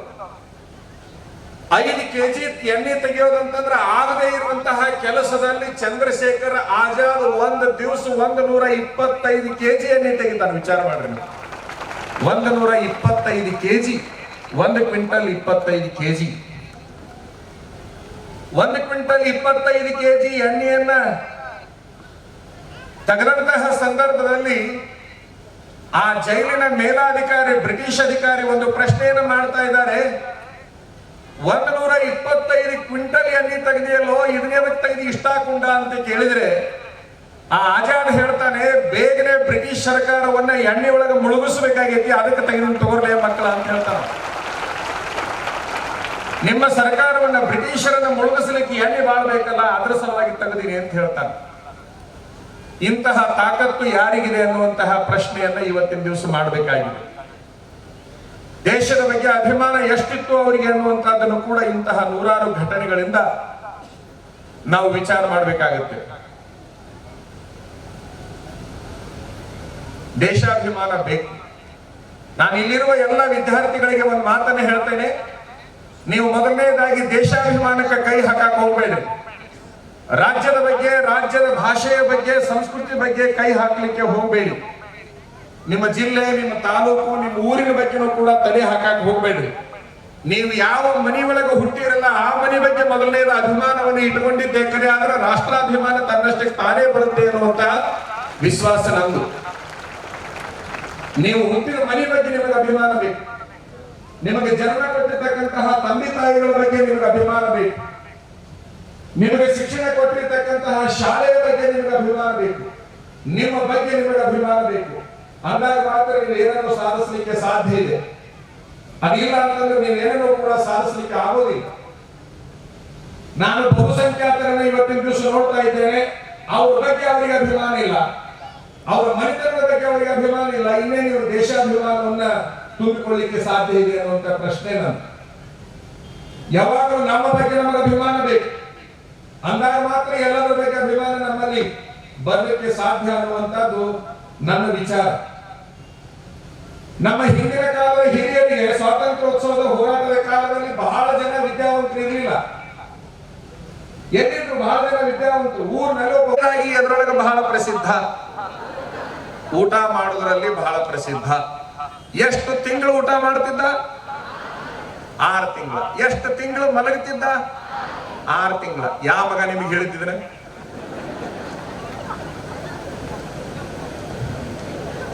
ಯಾಕ ಶಿಕ್ಷಣ ನೀತಿ ಅನ್ನುವಂತಹದ್ದು? ನಾನು ಈ ಆಮಂತ್ರಣ ಪತ್ರಿಕೆ ನೋಡಿದ ಕೂಡಲೇ ನಮ್ಮ ಅಭಿನವ ಅನ್ನದಾನ ಮಹಾಸ್ವಾಮಿಗಳವರಿಗೆ 1000 ಸಾಷ್ಟಾಂಗ ಹಾಕಿಬಿಟ್ಟೆ. ಬಹಳ ಒಳ್ಳೆ ಕೆಲಸ ಮಾಡ್ಯಾರ ಈ ವಿಚಾರ ಇಟ್ಟು ಅಂತ ಹೇಳಿ. ಮಾಡಬೇಕು. ಬರೇ ಪಟ್ಟಾಧಿಕಾರದೊಳಗೆ ವಿಜ್ಞಾನದ ಗುರುಕುಲವಾಗಿತ್ತು, ಅದು ಸೈನ್ಸ್ ಕಾಲೇಜ್ ಆಗಿತ್ತು. ಆ ಸೈನ್ಸ್ ಕಾಲೇಜಿನ ಪ್ರಿನ್ಸಿಪಾಲ್ ಯಾರು? ವಿಜ್ಞಾನ ಶೂನ್ಯವಾಗಿದ್ದಾಗ ಭಾರತ ವಿಜ್ಞಾನದಲ್ಲಿ ಬಹಳ ಮುಂಚೂಣಿ ಒಳಗಿತ್ತು ಅಂತಕ್ಕಂಥದ್ದನ್ನ ವಿದ್ಯಾರ್ಥಿಗಳು ತಲೆಯಾಗಿಟ್ಕೋಬೇಕು. ಭಾರದ್ವಾಜ ಋಷಿಗಳ ಆಶ್ರಮದಲ್ಲಿ ಓದುವ ಸೈನ್ಸ್ ಸ್ಟೂಡೆಂಟ್ ಯಾರು ಅಂತಂದ್ರೆ ಕುಂಭಕರ್ಣ. ಒಂದು ಸಾರಿ ಸಂಶೋಧನೆಗೆ ಕುಳಿತುಕೊಂಡ ಅಂತಂದ್ರೆ 6 ತಿಂಗಳ ಅವ ಅನ್ನ ನೀರನ್ನ ಮುಟ್ಟುತ್ತಿದ್ದಿಲ್ಲ, ಮಲಗುತ್ತಿದ್ದಿಲ್ಲ ಅನ್ನೋದು ನಿಮ್ ತಲೆಯಾಗಿರ್ಬೇಕು. 6 ತಿಂಗಳ ಅನ್ನ ನೀರು ನಿದ್ರೆ ಇರಲಾರ್ದಂಗೆ ಸಂಶೋಧನೆಗೆ ಕುಂದಿರುವಂತಹ ಭಾರತದ ಒಬ್ಬ ಬಹುದೊಡ್ಡ ವಿಜ್ಞಾನಿ ಅಂತಂದ್ರೆ ಕುಂಭಕರ್ಣ. ಏನು ಆಕಾಶದಲ್ಲಿ ಹಾರುವ ವಿಮಾನಗಳದಾವಲ್ಲ, ಇಡೀ ಪ್ರಪಂಚದೊಳಗೆ ವಿಮಾನವನ್ನ ಯಾರು ಕಂಡು ಹಿಡಿದ್ರು ಅಂತಂದ್ರೆ ಕುಂಭಕರ್ಣ ಮೊದಲನೇದಾಗಿ ಕಂಡು ಹಿಡಿದಿದ್ದಾನೆ ಅಂತಕ್ಕಂಥದ್ದನ್ನ ನೆನಪಿನಾಗಿಟ್ಕೊಂಡು ನೀವು ತಿನ್ನೋದು ಮಲಗೋದನ್ನ ನೆನಪಿನಾಗಿಟ್ಕೊಂಡಿರಿ. ಈ ರೀತಿ ಸಾಧನೆ ಮಾಡಿದವರನ್ನ ಕೆಟ್ಟ ವಿಚಾರಕ್ಕೆ ತಳ್ಳಿ ಹಾಕಿದವರು ಯಾರು ಅಂತಂದ್ರೆ ಬ್ರಿಟಿಷರು. ಆ ಕೆಲಸ ಮಾಡಿದ್ರು. ನಮ್ಮ ತಲೆ ಒಳಗ ಅವ್ರ ಬಗ್ಗೆ ಬಹಳ ಕೆಟ್ಟ ಕಲ್ಪನೆಗಳು, ತಿನ್ನೋರು ಮಲಗವರು ಅನ್ನುವಂತಹ ಕಲ್ಪನೆಯನ್ನ ಕೊಟ್ಟವರು ಅವರು. ಈ ದೇಶದ ಇತಿಹಾಸವನ್ನ ಒಳಗೊಂಡಿರುವಂತಹ ಎಲ್ಲಾ ಗ್ರಂಥಗಳನ್ನ ಒಳಗೊಂಡಿರುವಂತಹ ಲೈಬ್ರರಿಗಳೇನಿದ್ವಲ್ಲ ಅವನ್ನೆಲ್ಲ ಸುಟ್ಟು ಹಾಕಿದ್ರು. ನಿಮ್ಗೆಲ್ಲ ಗೊತ್ತು, ನಮ್ಮ ದೇಶದ ಬಹುದೊಡ್ಡ ದೊಡ್ಡ ಲೈಬ್ರರಿಗಳಿಗೆ ಅವರು ಬೆಂಕಿ ಹಚ್ಚಿದ್ರೆ 6 ತಿಂಗಳು ಸುಟ್ಟುವವು ಅಂತೇಳಿ ನಾವು ಓದ್ತೀವಿ. ಅಲ್ಲಿ ನಮ್ಮ ದೇಶದ ಇತಿಹಾಸ ನಾಶ ಆಗಿ ಹೋಯ್ತು. ಮುಂದೆ ಕೆಲವು ವಿಚಾರಗಳನ್ನ ಬರೆದಿಟ್ರಲ್ಲ ಬ್ರಿಟಿಷರು, ಅದನ್ನೇ ನಾವು ಇತಿಹಾಸವಾಗಿ ತೆಗೆದುಕೊಂಡು ಹೊರಟು ಬಿಟ್ವಿ. ತನ್ನ ಅಣ್ಣನಾಗಿರ್ತಕ್ಕಂಥ ರಾವಣನಿಗೆ 3 ವಿಮಾನಗಳನ್ನ ಕಾಣಿಕೆಯಾಗಿ ಕೊಡ್ತಾನೆ ಕುಂಭಕರ್ಣ. ರಾವಣ ಒಬ್ಬ ಶಿವಭಕ್ತ, ಕುಂಭಕರ್ಣ ಒಬ್ಬ ದೊಡ್ಡ ವಿಜ್ಞಾನಿ. ಇಂಥವೆಲ್ಲ ಸೂಕ್ಷ್ಮ ವಿಚಾರಗಳನ್ನ ನಾವು ತಿಳ್ಕೊಳ್ಬೇಕು. 3 ವಿಮಾನಗಳಲ್ಲಿ ಪುಷ್ಪಕ ವಿಮಾನ ಅಂತ ನಾವು ಏನ್ ಹೇಳ್ತೀವಲ್ಲ, ಆ ಪುಷ್ಪಕ ವಿಮಾನವನ್ನ ರಾವಣನಿಗೆ ಅಂದ್ರೆ ಸೋದರನಿಗೆ ಕೊಟ್ಟಿರ್ತಕ್ಕಂಥದ್ದು ಯಾರು ಅಂದ್ರೆ ಕುಂಭಕರ್ಣ ಅನ್ನೋದನ್ನು ಕೂಡ ತಾವೆಲ್ಲ ಗಮನದಾಗ ಇಟ್ಕೊಂಡ್ರೆ ಒಳ್ಳೇದಾದೀತು ಅಂತ.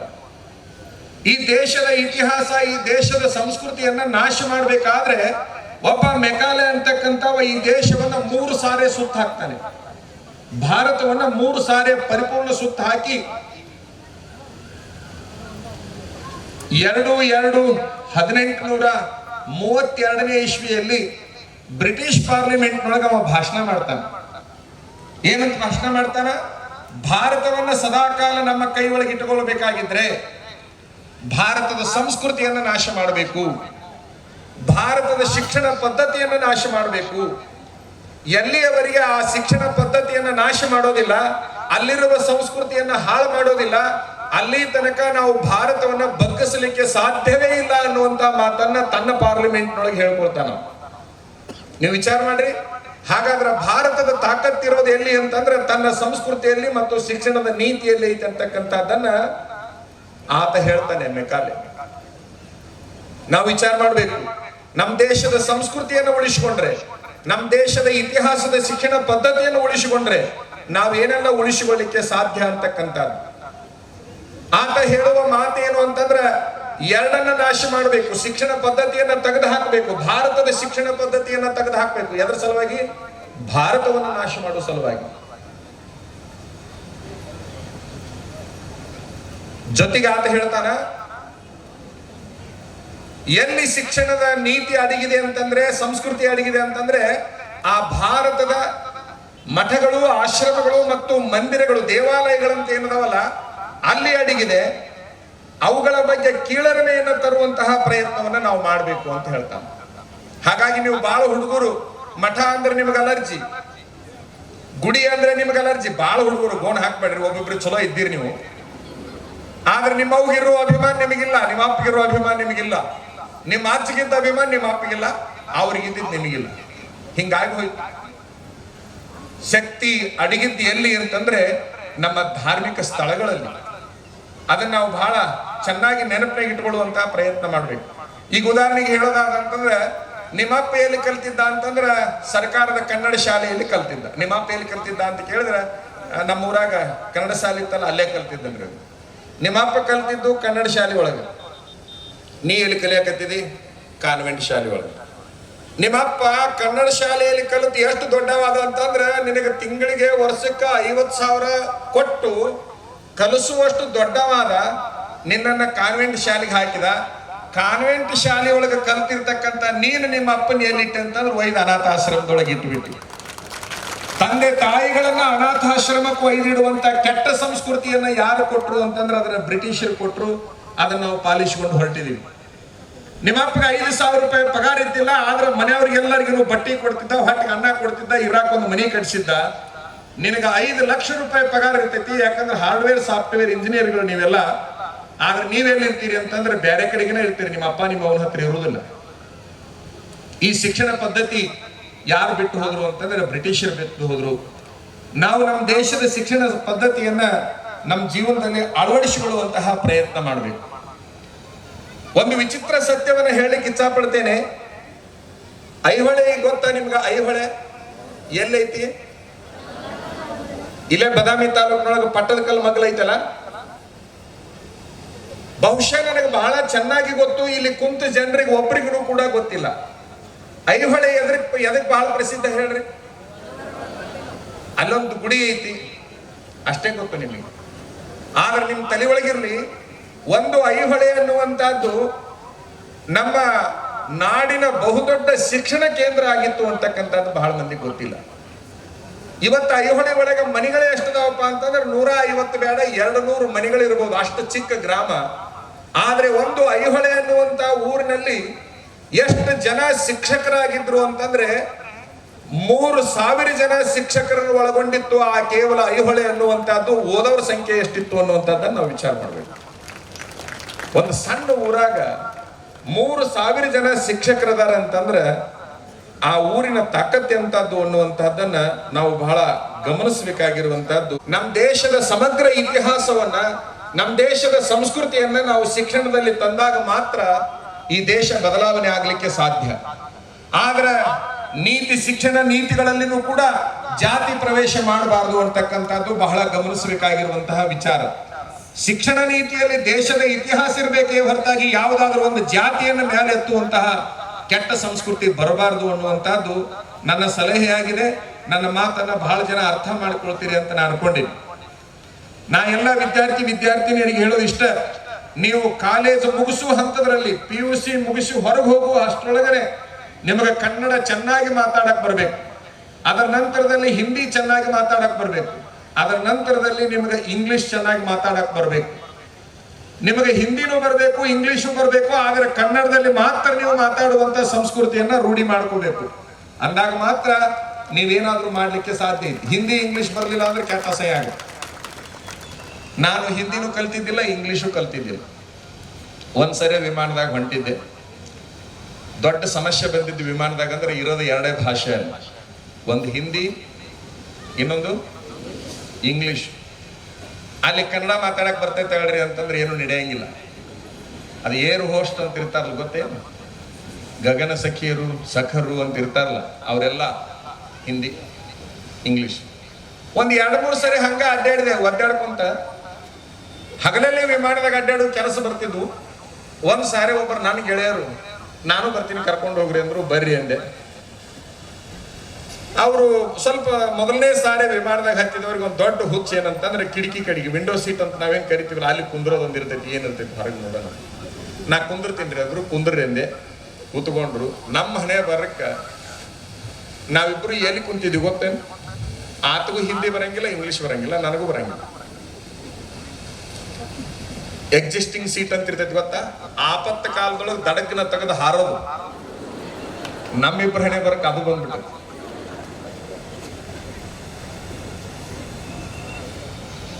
ಅಲ್ಲಿ ಇನ್ನು ಡಿಪಾರ್ಚರ್ ಆಗೋಕ್ಕಿಂತ ಮೊದಲ, ವಿಮಾನ ಹಾರೋಕ್ಕಿಂತ ಮೊದಲ ಎಲ್ಲ ಬೆಲ್ಟ್ ಹಿಂಗ್ ಹಾಕೋಬೇಕು, ಹಂಗ್ ಮಾಡ್ಬೇಕು, ಹಿಂಗ್ ಮಾಡ್ಬೇಕು, ಏನಾರ ಅಲ್ಲಿ ಆಪತ್ ಬಂತಂದ್ರೆ ಹಿಂಗ್ ಮಾಡ್ಬೇಕು ಅಂತ ಹೇಳ್ತಿರ್ತಾರ. ಎಲ್ಲರಿಗೆ ಆ ರೀತಿ ಹೇಳಿ 3 ಲೈನ್ ನಿಂತಿರ್ತಾರ. ಅವರು ಹೇಳಿಕೊಂಡು ಎಲ್ಲಿಗೆ ಬರ್ತಾರಂದ್ರೆ ಎಕ್ಸಿಸ್ಟಿಂಗ್ ಸೀಟ್ನಾಗ ಯಾರು ಕುಂತಿರ್ತಾರ ಅವ್ರಿಗೆ ಹೇಳಕ್ ಬರ್ತಾರೆ. ಯಾಕಂದ್ರೆ ಎಲ್ಲಾರು ಜೀವ ಇರೋದು ಯಾರ ಕೈಯಾಗ?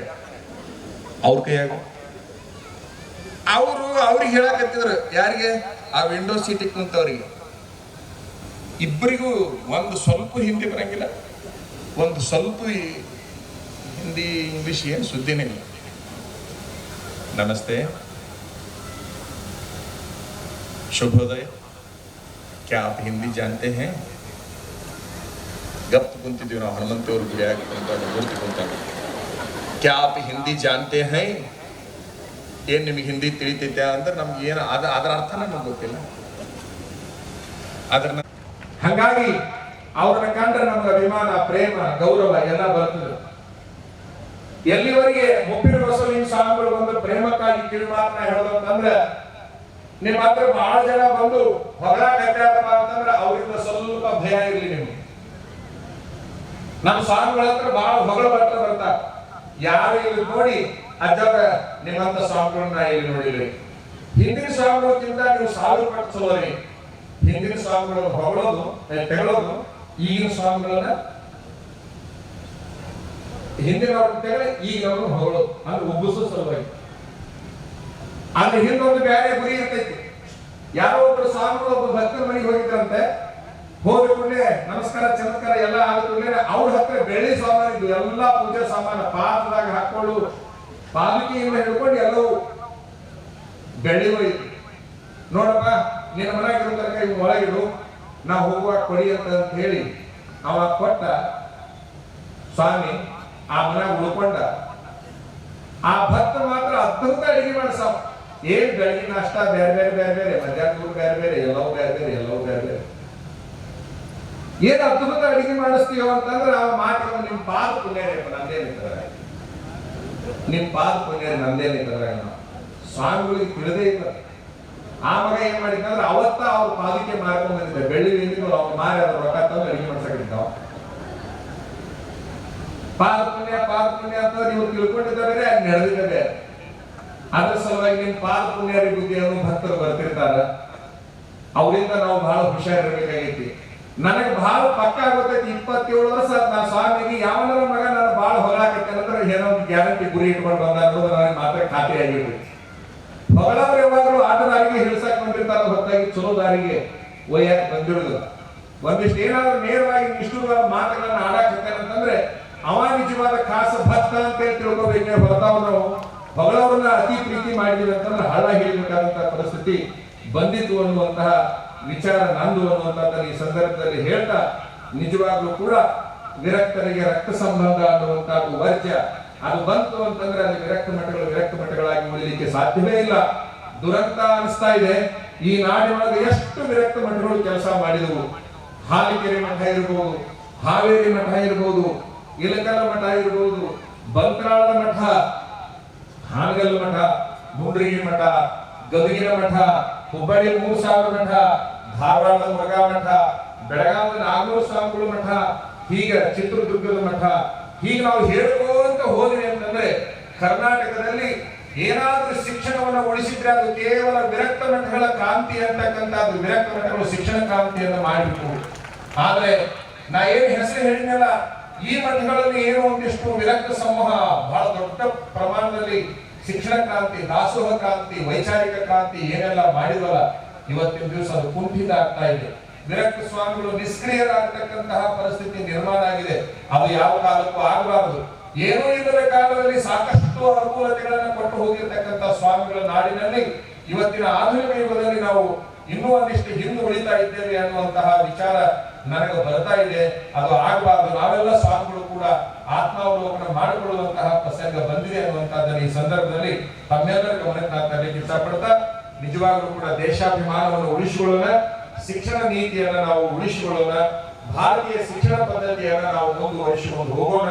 ನಮ್ಮ ದೇಶದ ಇತಿಹಾಸವನ್ನ ನಾವು ತಿಳ್ಕೊಳ್ಳಿಲ್ಲ ಅಂತಂದ್ರೆ ಏನನ್ನೂ ಕೂಡ ತಿಳ್ಕೊಳ್ಳಿಕ್ಕೆ ಆಗುವುದಿಲ್ಲ. ದೇಶದ ಇತಿಹಾಸ ತಿಳ್ಕೊಳ್ಳುವ ಪೂರ್ವದಲ್ಲಿ ಪ್ರತಿಯೊಬ್ಬ ಮಗು ತನ್ನ ಮನೆಯ ಇತಿಹಾಸವನ್ನ ಚೆನ್ನಾಗಿ ತಿಳ್ಕೊಳ್ಳುವಂತಹ ಪ್ರಯತ್ನ ಮಾಡಿದಾಗ ಮಾತ್ರ ಏನಾದರೂ ಸಾಧಿಸಲಿಕ್ಕೆ ಸಾಧ್ಯ ಐತಿ ಅನ್ನುವಂಥದ್ದನ್ನ ಈ ಸಂದರ್ಭದಲ್ಲಿ ಹೇಳ್ತಾ, ನಿಜವಾಗ್ಲೂ ಕೂಡ ಕಾರ್ಯಕ್ರಮದ ಅಧ್ಯಕ್ಷತೆಯನ್ನ ನನಗೆ ಜಗದ್ಗುರುಗಳು ಕರುಣಿಸಿದರು. ಅವರು ನನ್ನ ಮೇಲೆ ಬಹಳ ಪ್ರೇಮ. ಯಾವುದೇ ವೇದಿಕೆಗಳನ್ನು ಮಾಡಿದ್ರು ಕೂಡ ಅವರು ನನ್ನನ್ನ ಬಿಟ್ಟು ಮಾಡೋದಿಲ್ಲ.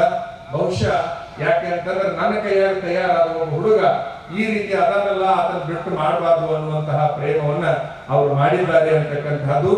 ನನ್ನನ್ನು ಏನು ಸ್ವಾಮಿ ಮಾಡ್ಬೇಕಂತ ಗುರುತಿಸಿರಲ್ಲ ಈಗಿರೋ ಅಜ್ಜವರು. ನನಗೂ ಬಹಳ ಖುಷಿ ಅನ್ಸುತ್ತೆ.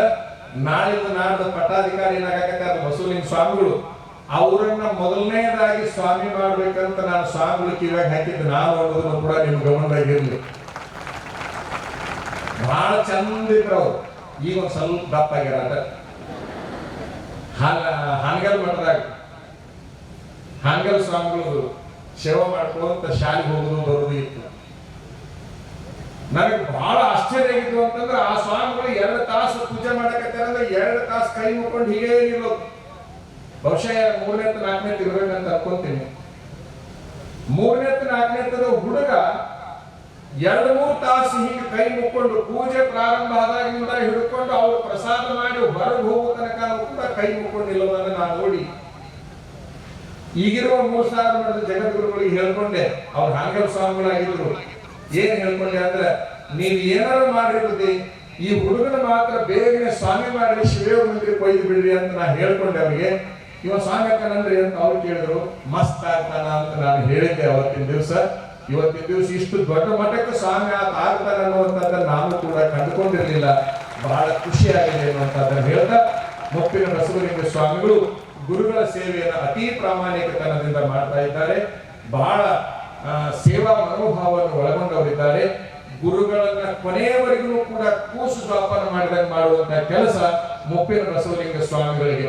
ಮೊದಲನೇ ಆರೈಕೆ ಗುರುವಿಂದು, 2ನೇ ಆರೈಕೆ ಮಠದ್ದು ಅಂತಕ್ಕಂಥ ಮಾತನ್ನು ಈ ಸಂದರ್ಭದಲ್ಲಿ ಅವರ ಗಮನಕ್ಕೆ ನಾನು ತರಲಿಕ್ಕೆ ಇಷ್ಟಪಡ್ತಾ, ನಿಜವಾಗ್ಲೂ ಕೂಡ ಅವರ ಕಾಲಕ್ಕೆ ಈ ಮಠದ ಸಂಸ್ಕೃತಿ, ಈ ಮಠದ ಶಾಖಾ ಮಠಗಳು ಇನ್ನೂ ಹೆಚ್ಚಿನ ಶೈಕ್ಷಣಿಕ ಸಾಮಾಜಿಕ ಕ್ರಾಂತಿಯನ್ನ, ಸಾಂಸ್ಕೃತಿಕ ಕ್ರಾಂತಿಯನ್ನ ಮಾಡಲಿ ಎನ್ನುವಂತಹ ಸೂಚನೆಯನ್ನ, ಹಾರೈಕೆಯನ್ನು ಕೊಡ್ತಾ ನನ್ನ ಮಾತುಗಳನ್ನ ಜಗದ್ಗುರು ಮಹಾಸನ್ನಿಧಾನದ ಪಾದಕ್ಕೆ ಸಮರ್ಪಣೆ ಮಾಡ್ತೀನಿ. ಎಲ್ಲರಿಗೂ ನಮಸ್ಕಾರ.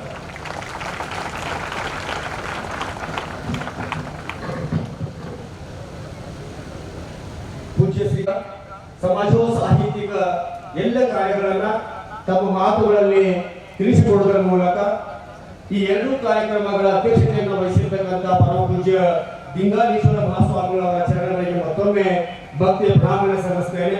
ಪೂಜ್ಯರು ಶ್ರೀಮಠದ ಪರವಾಗಿ ಜಗದ್ಗುರು ಮಹಾಸನ್ನಿಧಿಯವರಿಂದ ಗೌರವಾರ್ಪಣೆಯನ್ನು ಸ್ವೀಕರಿಸಿಕೊಳ್ತಾ ಇದ್ದಾರೆ.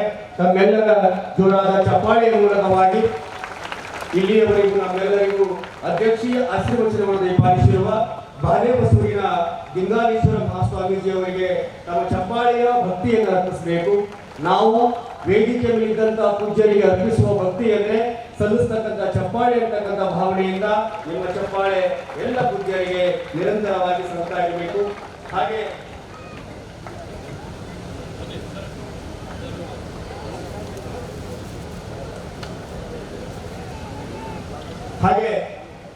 ಬಾಲೇಬಸೂರಿನ ಲಿಂಗಾಲೇಶ್ವರ ಮಹಾಸ್ವಾಮಿಗಳವರು ಪೂಜ್ಯರಿಗೆ ಹಾಗೂ ಉತ್ತರಾಧಿಕಾರಿಗಳಾಗಿರ್ತಕ್ಕಂಥ ಮುಪ್ಪಿನ ಬಸವಲಿಂಗ ಮಹಾಸ್ವಾಮೀಜಿಯವರಿಗೆ ಗೌರವಾರ್ಪಣೆಯನ್ನು ಸಲ್ಲಿಸ್ತಾ ಇದ್ದಾರೆ. ಎಲ್ಲೂ ಕೂಡ ತಮ್ಮ ಚಪ್ಪಾಳೆ ನಿರಂತರವಾಗಿ ಸಲ್ತಾ ಇರಬೇಕು. ಬಾಲೇಬಸೂರಿನ ಶ್ರೀಮಠದಿಂದ ಪೂಜ್ಯರಿಗೆ ಹಾಗೂ ಉತ್ತರಾಧಿಕಾರಿಗಳಾಗಿರ್ತಕ್ಕಂಥ ಮುಪ್ಪಿನ ಬಸವಲಿಂಗ ಮಹಾಸ್ವಾಮಿಗಳವರಿಗೆ ಗೌರವಾರ್ಪಣೆಯನ್ನು ಸಲ್ಲಿಸ್ತಾ ಇದ್ದಾರೆ. ಹಾಗೆ ಈ ಕಾರ್ಯಕ್ರಮದ ಸಮ್ಮುಖವನ್ನು ವಹಿಸಿಕೊಂಡಿರುವ ತಿಪ್ಪಾಯಿಕೊಪ್ಪದ ಮುಕ್ಕಪ್ಪ ಶಿವಲಿಂಗಗಳ ಮಠದ ಪರಮ ಪೂಜ್ಯ ವಿರೂಪಾಕ್ಷ ಮಹಾಸ್ವಾಮಿಗಳು ಕೂಡ ತಿಪ್ಪಾಯಿಕೊಪ್ಪ ಶ್ರೀಮಠದ ಪರವಾಗಿ ಪೂಜ್ಯ ಜಗದ್ಗುರು ಮಹಾಸನ್ನಿಧಿಯವರಿಗೆ ಗೌರವಾರ್ಪಣೆಯನ್ನು ಸಲ್ಲಿಸ್ತಾ ಇದ್ದಾರೆ.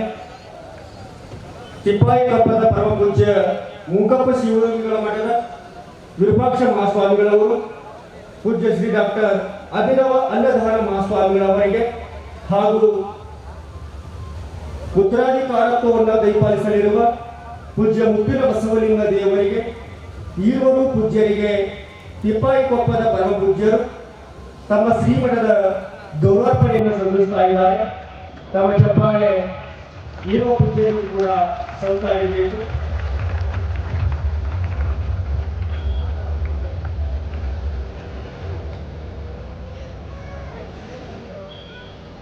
ಸ್ವಾತಂತ್ರ್ಯೋತ್ಸವದ ಅಮೃತ ಮಹೋತ್ಸವ ನೂತನ ರಾಷ್ಟ್ರೀಯ ಶಿಕ್ಷಣ ನೀತಿಯ ಕುರಿತಾದ ವಿಚಾರ ಸಂಕಿರಣದಲ್ಲಿ ನಗರ ಪಾಲ್ಗೊಂಡಿದ್ದಾರೆ. ಈ ಕಾರ್ಯಕ್ರಮದ ಪಾವನ ಸಂವಿಧಾನ ದಯಪಾಲಿಸಿರುವ ಡಾಕ್ಟರ್ ಅಭಿನವ ಅನ್ನದಾನ ಮಹಾಸ್ವಾಮೀಜಿಯವರಿಗೆ ತಿಪ್ಪಾಯಿಕೊಪ್ಪದ ಶ್ರೀಮಠದಿಂದ ಗೌರವಾರ್ಪಣೆ ಕಾರ್ಯಕ್ರಮ. ಹಾಗೆ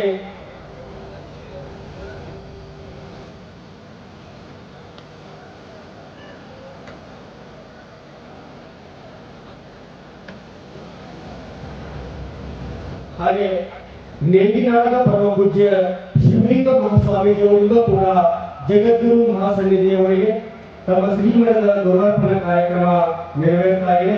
ಜೊತೆಗೆ ಉತ್ತರಾಧಿಕಾರಿಗಳಾಗಿರುವ ಪೂಜ್ಯ ಮುಪ್ಪಿನ ಬಸವಲಿಂಗ ದೇವರಿಗೂ ಕೂಡ ನೇಗಿನಾಳದ ಪರಮ ಪೂಜ್ಯರು ಗೌರವಾರ್ಪಣೆಯನ್ನು ಸಲ್ಲಿಸ್ತಾ ಇದ್ದಾರೆ. ತಮ್ಮ ಚಪ್ಪಾಳೆ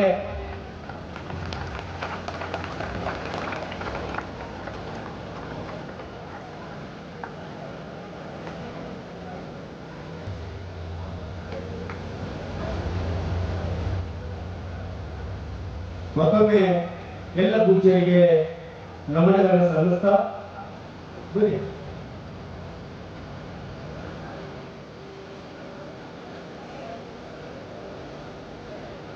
ಈಗ ಸ್ವಾತಂತ್ರ್ಯೋತ್ಸವದ ಅಮೃತ ಮಹೋತ್ಸವ ಮತ್ತು ನೂತನ ರಾಷ್ಟ್ರೀಯ ಶಿಕ್ಷಣ ನೀತಿಯ ವಿಚಾರ ಸಂಕಿರಣದ ನೇತೃತ್ವವನ್ನು ದಯಪಾಲಿಸಿರುವ ಗಜೇಂದ್ರಗಢದ ಮೈಸೂರು ಮಠದ ಪರಮ ಪೂಜ್ಯ ಶ್ರೀಮನ್ ನಿರಂಜನ ಪ್ರಣವ ಸ್ವರೂಪ ಜಗದ್ಗುರು ವಿಜಯ ಮಹಾಂತ ಮಹಾಸ್ವಾಮಿಗಳವರು ನಮ್ಮೆಲ್ಲರಿಗೂ ಆಶೀರ್ವಚನ ದಯಪಾಲಿಸಬೇಕಾಗಿ ಪ್ರಾರ್ಥಿಸಿಕೊಳ್ತೇನೆ. ಪೂಜ್ಯ ಗಜೇಂದ್ರಗಢದ ಜಗದ್ಗುರು ವಿಜಯ ಮಹಾಂತ ಮಹಾಸ್ವಾಮೀಜಿಯವರು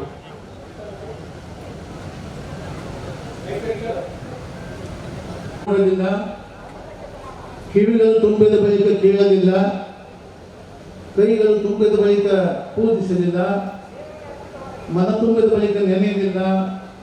ಮಹಂತನೂರ ಕೂಡದ ಸಂಗಮ ದೇವ ಪ್ರಾತಸ್ಮರಣೀಯರಾದ ಈ ಸಭೆಯ ಅಧ್ಯಕ್ಷರಾಗಿ ಗುರುಸಿದ್ದ ಲಿಂಗಾಜಲ ಪೂಜ್ಯರು ಶರಣೆಂದು, ವೇದಿಕೆಯಿಂದ ಆಚರಿಸತಕ್ಕಂಥ ಪೂಜ್ಯರು ಶರಣೆಂದು ಈಗಾಗಲೇ ಸಮೀಪ ಇದೆ. ಲಿಂಗಾಲೇಶ್ವರ ಸ್ವಾಮಿಗಳು ಬಹಳ ವಿಶೇಷವಾಗಿ ಮಾತನಾಡಿದ್ದಾರೆ. ಬಹುತೇಕ ಬಹಳ ಮಾತನಾಡಕ್ಕೆ ಅವಶ್ಯಕ ಅಂತ ಅನಿಸ್ತಾ ಇದೆ. ಇಲ್ಲಿವರೆಗೆ ಸ್ವಾತಂತ್ರ್ಯೋತ್ಸವದ ಅಮೃತ ಮಹೋತ್ಸವದ ಬಗ್ಗೆ ವಿಶೇಷವಾಗಿ ಮಾತನಾಡಿದ್ದಾರೆ. ರಾಷ್ಟ್ರೀಯ ಶಿಕ್ಷಣ ನೀತಿಯ ಬಗ್ಗೆ ವಿಶೇಷವಾಗಿ ಮಾತನಾಡಿದ್ದಾರೆ. ಇವೆಲ್ಲವೂ ಒಳಗೊಂಡಂಥ ಇವತ್ತು ಕಾರ್ಯಕ್ರಮ ಬಹಳ ವಿಶೇಷವಾದ ಕಾರ್ಯಕ್ರಮ.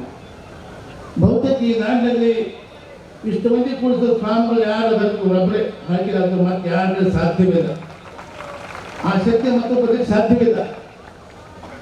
ಅಂತ ಅದ್ಭುತ ಶಕ್ತಿ ಕಳೆದ 35 ವರ್ಷದಿಂದ ಹಾಗೆ ಮಠದ ಸೇವೆ ವೃತ್ತಿಗಾಗಿ ಶ್ರಮಿಸಿದ ಪೂಜ್ಯರು ನಿಜವಾಗಲೂ ಈ ಮಠದ ವಿಶೇಷವಾದ ಪುಣ್ಯ ಅನ್ಸುತ್ತೆ ನನಗೆಲ್ಲ.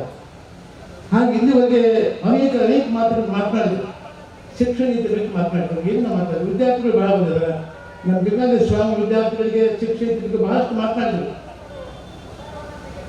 ಶಿಕ್ಷಣ ಬೇಕೇ ಬೇಕು, ಜ್ಞಾನ ಬೇಕೇ ಬೇಕು. ಕರ್ನಾಟಕದಲ್ಲಿ ಕನ್ನಡ ಕಡ್ಡಾಯ, ಇಂಗ್ಲಿಷ್ ಬೇಕು, ಹಿಂದಿ ಬೇಕು, ಎಲ್ಲ ಬೇಕು. ಅದು ಚೆನ್ನಾಗಿ ಅರ್ಥೈಸ್ಕೊಂಡು ಹೋಗ್ತಾರೆ. ಹಾಗೆರಿ ಮಠಕ್ಕೂ ಮೈಸೂರು ಮಠಕ್ಕೂ ಬಹಳ ಅವಿನಾಭಾವ ಸಂಬಂಧ. ಇವತ್ತರ ಬಹಳ ವರ್ಷಗಳ ಸಂಬಂಧ ಹಾಗೆರಿ ಮಠಕ್ಕೂ ಮೈಸೂರು ಮಠಕ್ಕೂ. ಪುರಾಣದ ಸಿದ್ದರಾಮ ಮಹಾಸ್ವಾಮಿಗಳಿಂದ ಮುಪ್ಪಿನ ಬಸವ ಸ್ವಾಮಿಗಳಿಂದ ಅಧಿಕಾರ ಕೊಡ್ತಾರ. ಅವ್ರು ನಮ್ಮ ಮಾಡ್ತಾ ಇದ್ದವರು ನಮ್ಮ ನಾಟ್ಯರು ಸಿದ್ದರಾಮ ಮಹಾಸ್ವಾಮಿಗಳು ಮಹಾತಪಸ್ಸುಗಳು. ಅವ್ರ ಹತ್ರ 25 ವರ್ಷ ಇದ್ರು ಸೇವೆ ಮಾಡ್ತಾರೆ. ಅವರ ಆಶೀರ್ವಾದ ಮಹಾತಪಸ್ಸುಗಳಾದರು. ಹಾಗೆ ಇವಾಗ ಮುಪ್ಪಿನ ಬಸವ ದೇವರು ಕೂಡ ಹಿಂದಿನ ಎಲ್ಲ ಪೂಜ್ಯರ ತಪಸ್ಸಕ್ಕೆ ಮೈದಾನ ಬಂದು ಅವರು ಕೂಡ ಹಾಗೆ ಬಂದರು ಅಂತ ನಾವು ಮನದಿಂದ ಅವ್ರು ಹಾರೈಸ್ತಾ ಇದ್ದೇವೆ. ಅದಕ್ಕೆ ಇವತ್ತಿನ ಸಮಯದಲ್ಲಿ ಶಿಕ್ಷಣ ನೀತಿ ಬಗ್ಗೆ ಬಹಳ ಚೆನ್ನಾಗಿ ಮಾತಾಡಿದ್ರು. ಶಿಕ್ಷಣ ಅದು ವಿಶೇಷವಾದ ಜ್ಞಾನ. ಚೆನ್ನಾಗಿ ಅರ್ಥೈಸ್ಕೊಂಡು ವಿದ್ಯಾರ್ಥಿಗಳು ಕಲಿಯೋ ಕಾಲ ಚೆನ್ನಾಗಿ ಅರ್ಥ ಮಾಡ್ಕೊಂಡು ಪಾಠ ಕೇಳೋ ಕಾಲ ಚೆನ್ನಾಗಿ ಕೇಳಬೇಕು. ಎತ್ತಾಗ ಮಸಡಿ ಎತ್ತಾಗ ಮಾಡಿ ಎತ್ತಾಗ ಕೈಯ ಮೊಬೈಲ್ ಕೇಳಿದ್ರೆ ಪಾಠ ಅರ್ಥ ಆಗೋದೇ ಇಲ್ಲ. ಒಬ್ಬರು ಗುರುಗಳು ಪಾಠ ಹೇಳ್ತಿದ್ರು, ಇಂಗ್ಲೀಷ್ ಹೇಳ್ತಿದ್ರು. ಇಂಗ್ಲೀಷ್ ಪಾಠ ಹೇಳ್ತಿದ್ರು. ಏನು ಹೇಳ್ತಿದ್ರು? ಬೋರ್ಡಿನ ಬಂದರು, ದಿಸ್ ಇಸ್ ಮೈ ಹೆಡ್ ಅಂತ ಬಂದರು. ಇದಕ್ಕೇನು ಅರ್ಥ? ಇದು ನನ್ನ ತಲೆ ಇರುತ್ತದೆ ಅಂತ ಹೇಳಿದ್ರು. ಒಬ್ಬ ಹುಡುಗ ಎದ್ದು ಕೇಳ, sir this is my head, ನನ್ನ ತಲೆಯಲ್ಲ ಅದು ಕೇಳೋ. ನಿನ್ನ ತಲೆಯಲ್ಲಪ್ಪ, ದಿಸ್ ಇಸ್ ಮೈ ಹೆಡ್, ಇದು ನನ್ನ ತಲೆ ಇರ್ತದೆ ಅಂತ ಅವ್ರು ಟೀಚರ್ ಹೇಳಿದ್ರು. ಸರಿ, ಹುಡುಗ ಏನು ಕೇಳ್ಕೊಂಡ, ದಿಸ್ ಇಸ್ ಮೈ ಹೆಡ್, ಇದು ನಮ್ಮ ಮಾಸ್ತರ್ ತಲೆ ತಿಳ್ಕೊಂಡ್ಬಿಟ್ಟು ಅರ್ಥ ಚೆನ್ನಾಗಾಗಬೇಕು. ಆವಾಗ ಮನೆಗೆ ಹೋಗಿ ಅಭ್ಯಾಸ ಮಾಡ್ತಿದ್ದ. ದಿಸ್ ಇಸ್ ಮೈ ಹೆಡ್ ಅಂದ್ರೆ ನಮ್ಮ ಮಾಸ್ತರ್ ತಲೆ ಇರ್ತದೆ, ದಿಸ್ ನಾವು ಗುರು ಅಭ್ಯಾಸ ಅವ್ರ ಅಪ್ಪನ ಇಂಗ್ಲೀಷ್ ಬರ್ತಿತ್ತು. ಅದು ಯಾರು ಹೇಳ ನಿಮ್ಗೆ? ಅದಕ್ಕೆ ಯಾರು ಹೇಳಿ? ನಮ್ಮ ಗುರುಗಳು ಹೇಳ ದಿಸ್ ಇಸ್ ಮೈ ಹೆಡ್ ಅಂದ್ರೆ ನನ್ನ ತಲೆ ಅಂತ ಹೇಳೋರು. ಹಾಗಾಗ ಅದು ತಪ್ಪದು. ದಿಸ್ ಇಸ್ ಮೈ ಹೆಡ್, ಇದು ನನ್ನ ತಲೆ ಇರ್ತದೆ ಅವ್ರ ಅಪ್ಪ ಹೇಳ. ಅದು ಮಾಸ್ತರ್ ನನ್ನ ತಲೆ ಇರ್ತಾರೆ, ಮತ್ತು ನನ್ನ ತಲೆ ನೀನು ಹೇಳ್ತೀಯದ ಅಂದರು. ಅಂದ್ರೆ ಯಾ ದಿಸ್ ಇಸ್ ಮೈ ಬಿಟ್ಟು ಅಂದರು. ಭಯ ಬಂದು ಪಾಪ ಆಗ್ತದೆ ಸರಿ. ಆ ಹುಡುಗನ ಅರ್ಥ ಮಾಡ್ಕೊಂಡ್ರೆ ದಿಸ್ ಇಸ್ ಮೈ ಹೆಡ್ ಅಂದ್ರೆ ಸಾರಿ ಹೋದ್ರೆ ಮಾಸ್ತರ್ ಮನೆಗೆ ನಮ್ಮ ಅಪ್ಪ ತಲೆ ತಿಳ್ಕೊಂಡ್ರು. ಸರಿ, ಹಿಂಗೆ ಹೋಯ್ತು. ಹಂಗ ಮತ್ತೊಂದು ದಿವಸ ಹೋಯ್ತು. ಸಾರಿ ಸಾಹೇಬ್ ಬಂದರು, ಕೇಳಿದ್ರು. ಅಲ್ಲ ಹುಡುಗ ಸ್ಟ್ಯಾಂಡ್ ಅಪ್ ಬಂದರು, ನಿಂತ ಏನು ದಿಸ್ ಇಸ್ ಮೈ ಹೆಡ್ ಅಂತ ಹೇಳ್ತೀವಿ. ಸಾರಿ ಒಂದು ಮಾಸ್ತರ್ ಮನೆ ನಮ್ಮ ಅಪ್ಪ ತೆಗೆದ್ರು. ಅದು ಯಾರು ಹೇಳ್ತಾರೆ? ಏನು ಮಾಡ್ತೀವಿ? ಯಾಕೆ ಪಾಠ ಹೇಳಿ? ಏನಿದೆ ಅರ್ಥ? ಹೇಗೆ ಹಾಗಲ್ಲಪ್ಪ, ದಿಸ್ ಇಸ್ ಮೈ ಹೆಡ್ ಅಂದ್ರೆ ಇದು ನನ್ನ ತಲೆ ಒಂದು ಸಾಹೇಬ್ ಅವ್ರು ಹೇಳಿದ್ರು. ಆ ಸರ್ ನಿಮ್ಮ ತಲೆ ಸೇರ್ತಿದ್ದೀನಿ ಅಂದವ. ಹೀಗೆ ಎಲ್ಲಿ ತಂದು ಹೋಗೋದು. ಅದಕ್ಕೆ ಶಿಕ್ಷಣವನ್ನು ಚೆನ್ನಾಗಿ ಅರ್ಥ ಮಾಡ್ಕೊಂಡು ಹೋದ ಮಾತ್ರ ಜೀವನದ ಶೇನ್ ಆಗ್ತಾರೆ ಅವರು, ಬುದ್ಧಿವಂತರಾಗ್ತಾರೆ, ಜಗತ್ತನ್ನು ಮೆರಿತಾರೆ ಅವರು. ಶಿಕ್ಷಣದಿಂದ ಏನು ಮಾಡಕ್ಕೆ ಸಾಧ್ಯ ಆಗೋದೇ ಇಲ್ಲ. ಅದಕ್ಕೆ ನಾವು ಜನಗಳಿಗೆ ಶಿಕ್ಷಣ ಬೇಕೇ ಬೇಕು, ಜ್ಞಾನ ಬೇಕೇ ಬೇಕು. ಇವತ್ತು ಈ ನಾಡಿನವರು ಮಹಾತಪಸ್ಸು ಅನ್ನದಾನ ಮಹಾಸ್ವಾಮಿಗಳು ತಪಸ್ಸು ಮಾಡಿ ಈ ನಾಡಿನ ಸತ್ಯ ಬೆಳೆಸರ್ ಅದು ನನಗೆ ಇಷ್ಟು ಮಂದಿ ಕುಡಿಯೋದಿಲ್ಲ.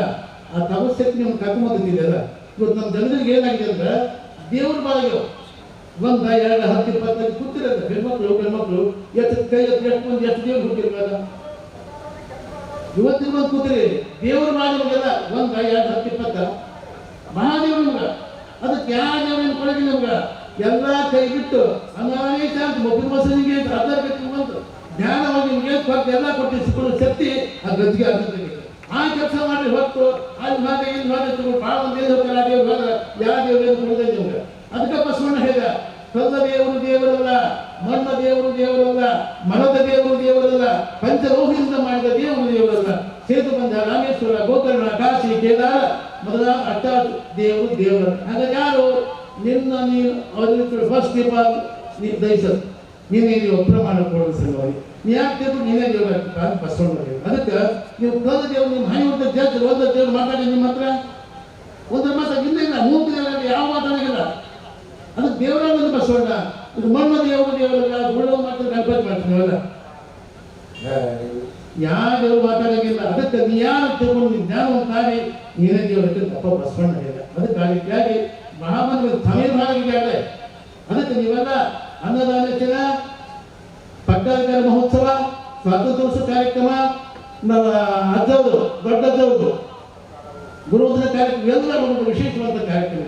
ಅದಕ್ಕೆಲ್ಲ ಬಂದಿದ್ರಿ. ನಿಮ್ಗೆ ಯಾರಿಗೆ ಇಷ್ಟ ಆಗ್ತೈತಿ, ಏನು ಗೊತ್ತಿ ಎಲ್ಲ ಶಕ್ತಿ ಅಲ್ಲ. ಅದಕ್ಕೆ ಶಿಕ್ಷಣ ಇರ್ಬೇಕಾದ್ರೆ ಭಾಳ ಶಿಕ್ಷಣ ಭಾಳ ಹೇಳು. ಶಿಕ್ಷಣ ಬೇಕೇ ಬೇಕು. ಶಿಕ್ಷಣದ ಮನುಷ್ಯ ಮುಕ್ತ ಆಗ್ತಾನೆ, ಕಾಟಾಗ್ತಾನೆ. ಶಿಕ್ಷಣ ಬೇಕೇ ಬೇಕು. ನಾನು ಒಂದ್ಸರಿ ಉತ್ತರ ಹೋಗಿ ಒಂದು 8 ಜನ ಸ್ವಾಮಿಗಳು ನನ್ನ ಜೊತೆ ಒಂದು 50 ಜನ ಒಂದು ಕಡೆ ಉದಯನಗರ ಬೆಂಗಳೂರು ಮಹಾಭಾರತ ಉದಯನಗರ ಅಲ್ಲಿ ಕಡೆ ಕೂತ್ಕೊಂಡಿದ್ವಿ. ಒಂದು 4 ಮಂದಿ ಅಮೇರಿಕದ ಹೆಣ್ಮಕ್ಳು ಬಂದರು. ಅವ್ರು ಸುಮಾರು 7 ಫೂಟ್ ಹತ್ರ ಅವ್ರು ಬಂದ್ರೆ ಸುಮ್ಮನೆ ಭಯಂಕರ ಬ್ಯಾಚ್ ಹೋಗಿದ್ವಿ. ಬರೀ ನಾಯಿ ಕೂತ್ಕೊಂಡಿದ್ದಾರೆ. ಅವ್ರು ನಮ್ಗೆ ಯಾರು ಭಿಕ್ಷೆ ಕರ್ಕೊಂಡ್ರು ಅಮೇರಿಕ ಹೆಣ್ಮಕ್ಳು ಬಂದ್ರು. ಬಂದು ವೈವರ್ ಲೈಕ್ ದಿಸ್ ಅಂದ್ರು. ವೈವರ್ ಲೈಕ್ ಹೀಗಾಗಿದ್ರೆ ಯೋಗ್ಯ ನಮ್ಮನ್ನ. ನಾನು ಹೇಳಿದೆ we are not always we are like this ಅಂತ ಹೇಳಿ. ನಾವು ಸನ್ಯಾಸಿ ಇವರು ಹೀಗೆ why we are not we are head of religion. What is religion? ಅವ್ರ ರಿಲಿಜನ್ ಬಸವ ರಿಲಿಜನ್ ಅಂತ ಹೇಳಿದೆ. ಬಸವ ರಿಲಿಜನ್. ಎಸ್ ಡೂಯಿದ ಬಸವೇಶ್ವರ ಅಂತ ಕೇಳಿದ. Yes I know great centre specialist ಅಂತ ಹೇಳಿದ್ರು. ಪರದೇಶ್ವರ ಬಸವಣ್ಣ ಅಂತ ಗೊತ್ತೈತಿ. ಬಸವಣ್ಣ ತೀರ್ಕಾವಣ ಅಂತ ಎಷ್ಟಿತ್ತು ನಮ್ಮ ಜನಗಳಿಗೆ. ಬಸವ ನಮ್ಗೆ ಭಾಳ ಇತ್ತು ಅಂತ ಹೇಳ್ತಾರೆ. ಕುತ್ಕೊಂಡರು ನಾವು ಕುತ್ಕೊಂಡು ಹೇಳಿದೆವು 10 ವರ್ಷ ಹೇಗೆ ಇಂಗ್ಲಿಷ್ ಅವರಿಗೆ ಕಳವೇಳ steel net no untrue standards, have no patience with other men. This is inward purity, this is the outward purity, this is the way of pleasing the Lord told us. English ಬೇಕಾದ್ರೆ ಬೇಕಾದ್ರೆ ಹಾಗಾದ್ರೆ ಪಿಟರ್ ಸ್ವಾಮಿ ಹೇಳಿದ್ರು, ಏನು ಬೇಕಾದ್ರು ಆ ಬೆನ್ನಿ ಮಾಡ್ತಾರೆ doctor ಸುಮಾರು bank ಡೋದು English ಸುಮಾರು ಹಂಗೆ ಭಾಷೆ ಬೇಕೇ ಬೇಕು. ಕನ್ನಡ ಕಡ್ಡಾಯ, ಇಂಗ್ಲಿಷ್ ಹಿಂದಿ ಬೇಕೇ ಬೇಕು. ನಾನು ಓದಿದ ಬೆಂಗಳೂರು ಸಂಸ್ಕೃತ ಹಿಂದಿ 3 ಭಾಷೆ ಡಿಗ್ರಿ ಸುಮಾರು 50 ವರ್ಷದಿಂದ ಮಾಡಿದ್ದೆ. 10 ವರ್ಷ ಹೇಳಿದ ಉಳ್ಳವಡಿ ಶಿವಾಜ್ ನಾನೇನು ಮಾಡಿದ ಬರವಣಿಗೆ ರಿಚ್ ಮ್ಯಾನ್ ಪುಟ್ ಇಟ್ ಅಂತ what can do for my my legs are blessed, my body is temple, my head is golden, oh Lord told us. 10 ವಚನ ಹೇಳಿದೆ. ಮತ್ತು ಮನೆಗೆ ಅರ್ಥವಾಗಿ ಬೇಕು ವಿಶೇಷವಾಗಿ ಅದು ವಚನ ಹೇಳಿದೆ. ಹಸಿವಾಗಲಿ ಭಿಕ್ಷಾಂಗಗಳು ಉಂಟು, ತುಷಿಯಾಗಲಿ ತೆರೆದ ಭಾಗ ಉಂಟು, ಸೈನ್ಯಕ್ಕೆ ಹಾಲು ದೇವರು ಉಂಟು, ಆತ್ಮಸಂಗಾತಿ ನೀರನ್ನು ಉಂಟು. ಈ ವಚನ ವಿಶೇಷ ಮಾಡಿದ ಇಟ್ಟು ಖುಷಿ ಪಟ್ಟವರು. If I am hungry there is alms, if I am thirsty the stream can confess, if I am asleep the ruined temple, ಹಾಲು ದೇವರು ಉಂಟು, ruined temple. ಆತ್ಮಸಂಗಾತಿ with the companionship of soul there is ಜನವರಿಕಾಗ್ತದೆ. 3 ತಾಸು ಕೂತು 3 ತಾಸು English ಎಲ್ಲ ಬಸವತಿಂತ ಹೇಳಿ ಅವ್ರು ಎಷ್ಟು ಖುಷಿ ಪಟ್ಟರು. ಇವಾಗ ರಿಯಲ್ ಟೀಚರ್ ಅಂದರು, ನೀವೇ ನಂಬ್ಕೊಂತೀರು. 3 ತಾಸು ಕೂತು ಮನೆ ಕೈ ಹಾಕಿದ್ರು. ಹಂಗೆ ಭಾಷೆ ಬೇಕು, ಜ್ಞಾನ ಬೇಕು. ಶಿಕ್ಷಣ ಇಟ್ಕೊಂಡ್ರೆ ಎಲ್ಲವೂ ಬೇಕೇ ಬೇಕು, ಎಲ್ಲ ಭಾಷೆ ಬೇಕು. ಕರ್ನಾಟಕ ಕನ್ನಡ ಕಡ್ಡಾಯ, ಇಂಗ್ಲಿಷ್ ಹಿಂದಿ ಅನಿವಾರ್ಯ ಕಲಿತೇಬೇಕು. ನಾವು ಕಾಲೇಜ್ಗೆ ಹೋಗ್ತೀವಲ್ಲ, ಆದ್ರೆ ಕನ್ನಡ ಗೊತ್ತಾಗುತ್ತೆ ಅವ್ರಿಗೆ, ಹಿಂದಿ ಗೊತ್ತಾಗುತ್ತಾ, ಇಂಗ್ಲಿಷ್ ಬೇಕೇ ಬೇಕು. ಇಂಗ್ಲಿಷ್ ಕಲಿಬೇಕು, ಕನ್ನಡ ಮುಖ್ಯವಾಗಿ ಇವೆಲ್ಲವೂ ಕಲಿಬೇಕು. ಶಿಕ್ಷಣ ಇದ್ದಾಗ ವಿಶೇಷ ಬದಲಾವಣೆ ಆಗಬೇಕು, ಎಲ್ಲವೂ ಆಗಬೇಕು, ಎಲ್ಲ ವಿದ್ಯಾವಂತರಾಗಬೇಕು ಅಂತ ಹುಟ್ಟಿಂದ ನಮ್ಮ ಡಾಕ್ಟರ್ ಅದ್ದವರು ಸುಮಾರು 60-70 ವರ್ಷದಿಂದ ಈ ನಾಡಿನ ಶಿಕ್ಷಣದ ವಿದ್ಯೆ ಮಾತೋದಿತ್ತು. ಅದ್ದವರು ಅವರು ನಮ್ಮ ದೇಹ ಓದಿದ್ದವು ಕೈಯಾಗಬೇಕಾದ್ರೆ ಮಾಡಬೇಕಾದ್ರೆ ಯಾರಿದೆ ಅಂತ ಮಹಾತ್ಮ ಅದು ಡಾಕ್ಟರ್ ಅದು ನಡೆದವರು ವಿದ್ಯಾಸಂಸ್ಥೆಯವರು ಸಾವಿರಾರು ಲಕ್ಷಾಂತರ ವಿದ್ಯಾವಂತರಾಗಿದ್ದಾರೆ. ಈ ಕೆಲಸ ಮಾಡ್ತಾರೆ, ಈ ನಾಡು ಮಾಡ್ತಕ್ಕಂಥವ್ರು ವ್ಯರ್ಥದಾದವರು, ಶಿಕ್ಷಣಿಗೆ ಮಹಾಕ್ರಾಂತಿವಾದವರು ವ್ಯರ್ಥದಾದವರು, ಅದನ್ನು ಮೂಲಸ್ವಾಮಿರ್ತಕ್ಕಂಥವ್ರು ನಮ್ಮ ಈಗಿನ ನಿರಂತರ ಅಂದ ಮಹಾಸ್ವಾಮಿಗಳು. ಇದೇ ಪ್ರಕಾರವಾಗಿ ಮುಖ್ಯ ಬಸವಲಿಂಗ ದೇವರು ಕೂಡ ಈ ಪರಂಪರೆ ಮುಂದುವರ್ಸ್ಕೊಂಡು ಹೋಗಿ ಮುಖ್ಯ ಬಸವಲಿಂಗ ಮಹಾಸ್ವಾಮಿಗಳಿಗೆ ಹಿಂದಿನ ಪರಂಪರೆಗೆ ಎಲ್ಲರೂ ಆಶೀರ್ವಾದ ಮೈದಾನಗಳಲ್ಲಿ ಅವ್ರು ವಿದ್ಯಾವಂತರಾಗಲಿ, ಚೆನ್ನಾಗಾಗಲಿ, ಚೊಲಾಗಲಿ, ಮಾತನ್ನು ಯಾವತ್ತು ಮುಂದುವರ್ಸ್ಕೊಂಡು ಹೋಗಿ ಸಮೀಪ ಭಾಗವಹಿಸಿದ್ದಾರೆ. ಇವತ್ತು ಈ ಕಾರ್ಯಕ್ರಮ ವಿಶೇಷವಾದ ಕಾರ್ಯಕ್ರಮ ಭಾಗವಹಿಸಿದ ಎಲ್ಲರಿಗೂ ಮತ್ತೊಂದು ಸಣ್ಣದನ್ನು ಮಾತ್ರ ಮುಗಿಸ್ತೀವಿ. ನೇತೃತ್ವವನ್ನು ದೀಪಾಲಿಸಿ ನಮ್ಮೆಲ್ಲರಿಗೂ ಆಶೀರ್ವಚನವನ್ನು ನೀಡಿರುವ ಗಜೇಂದ್ರಗಡ ಮೈಸೂರು ಮಠದ ಜಗದ್ಗುರು ಮಹಾಂತ ಮಹಾಸ್ವಾಮೀಜಿಯವರಿಗೆ ಅನಂತ ಪ್ರಣಾಮವನ್ನು ಸಲ್ಲಿಸ್ತಾ, ಪೂಜ್ಯರು ಉತ್ತರಾಧಿಕಾರಿಗಳಾಗಿರುವ ಪರಮ ಪೂಜ್ಯ ಮುಪ್ಪಿನ ಬಸವಲಿಂಗ ದೇವರ ಮೂಲಕವಾಗಿ ಶ್ರೀಮಠದ ಗೌರವಾರ್ಪಣೆಯನ್ನು ಸ್ವೀಕರಿಸಬೇಕಾಗಿ ಪ್ರಾರ್ಥನೆಯನ್ನು ಮಾಡ್ಕೊಳ್ತೇನೆ. ಪೂಜ್ಯ ಗಜೇಂದ್ರಗಡದ ವಿಜಯಮಹಂತ ಮಹಾಸ್ವಾಮಿಗಳವರಿಗೆ ವಿದ್ಯಾರ್ಥಿಗಳಲ್ಲಿ ಒಂದು ವಿನಂತಿಯನ್ನು ಮಾಡ್ಕೊತಾರೆ. ದಯವಿಟ್ಟು ತಾವು ಯಾರೂ ಕೂಡ ಮಧ್ಯದಲ್ಲಿ ಎದ್ದುಬಾರದು. ಈ ವಿಚಾರ ಸಂಕಿರಣವನ್ನು ಆಯೋಜನೆ ಮಾಡಿದ್ದು ಜಗದ್ಗುರು ಮಹಾಸನ್ನಿಧಿಯವರು ತಮಗಾಗಿ, ನಿಮ್ಮ ಮುಂದಿನ ಭವ್ಯ ಭವಿಷ್ಯಕ್ಕಾಗಿ. ಹಾಗಾಗಿ ಇನ್ನೇನು ಕೆಲವೇ ನಿಮಿಷಗಳಲ್ಲಿ ಕಾರ್ಯಕ್ರಮ ಮಹಾಸನ್ನಿಧಿಯವರ ಆಶೀರ್ವಚನದ ಬಳಿಕ ಮಂಗಲಗೊಳ್ಳುತ್ತೆ. ಈ ಕಾರಣದಿಂದ ದಯವಿಟ್ಟು ಯಾರೂ ಕೂಡ ಮಧ್ಯದಲ್ಲಿ ಎದ್ದು ಹೋಗಬಾರದು. ಹಾಗೆ ಇವತ್ತಿನ ಕಾರ್ಯಕ್ರಮದ ಸಮ್ಮುಖವನ್ನು ದಯಪಾಲಿಸಿರುವ ನೇಗಿನ ಸೊಪ್ಪಿ ಮಠದ ಪರಮ ಪೂಜ್ಯ ಶಿವಲಿಂಗ ಮಹಾಸ್ವಾಮಿಗಳವರಿಗೂ ಕೂಡ ಪೂಜ್ಯ ಇರುವರು ಶ್ರೀಮಠದ ಗೌರವಾರ್ಪಣೆಯನ್ನು ಸಲ್ಲಿಸಬೇಕಾಗಿ ಪ್ರಾರ್ಥನೆಯನ್ನು ಮಾಡ್ಕೊಳ್ತೇನೆ. ತಮ್ಮ ಚಪ್ಪಾಳೆ ನಿರಂತರವಾಗಿ ಎಲ್ಲ ಪೂಜ್ಯರಿಗೆ ಸಲ್ತಾ ಇರಬೇಕು. ನಾವು ದೂರದಿಂದಲೇ ಎಲ್ಲ ಗುರುಗಳಿಗೆ ಸಲ್ಲಿಸ್ತಕ್ಕಂಥ ಭಕ್ತಿ ಗೌರವ ಅದಾಗಿದೆ ಅಂತಕ್ಕಂಥ ಭಾವ ನಿಮ್ಮೆಲ್ಲರಲ್ಲೂ ಕೂಡ ಬರಬೇಕು ಅನ್ನೋ ಭಾವನೆ ನನ್ನದಾಗಿದೆ. ಇದೀಗ ಸೊಪ್ಪಿ ಮಠದ ಪರಮ ಪೂಜ್ಯ ಶಿವಲಿಂಗ ಮಹಾಸ್ವಾಮೀಜಿಯವರಿಗೆ ಪೂಜ್ಯ ದೇವರ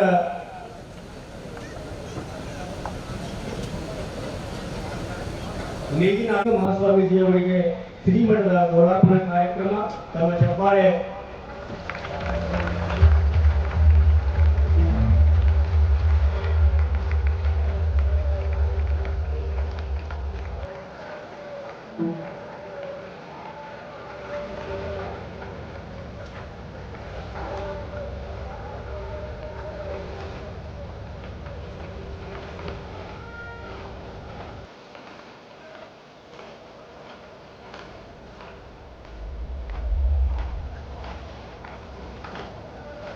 ಹಾಗೆ ಈ ದಿನದ ಕಾರ್ಯಕ್ರಮದ ಸಮ್ಮುಖವನ್ನು ದಯಪಾಲಿಸಿರುವ ತಿಪ್ಪಾಯಿಕೊಪ್ಪ ಮುಕ್ಕಪ್ಪ ಶಿವಲಿಂಗ ಮಠದ ಪರಮ ಪೂಜ್ಯ ಶ್ರೀಮನ್ ನಿರಂಜನ ಬ್ರಹ್ಮಸ್ವರೂಪ ವಿರೂಪಾಕ್ಷ ಮಹಾಸ್ವಾಮಿಗಳು ಕೂಡ ಕೊಪ್ಪಿನ ಬಸವಲಿಂಗ ದೇವರು ಶ್ರೀಮಠದ ಗೌರವಾರ್ಪಣೆಯನ್ನು ಸಲ್ಲಿಸಬೇಕಾಗಿ ಪ್ರಾರ್ಥನೆಯನ್ನು ಮಾಡ್ಕೊಳ್ತಾರೆ.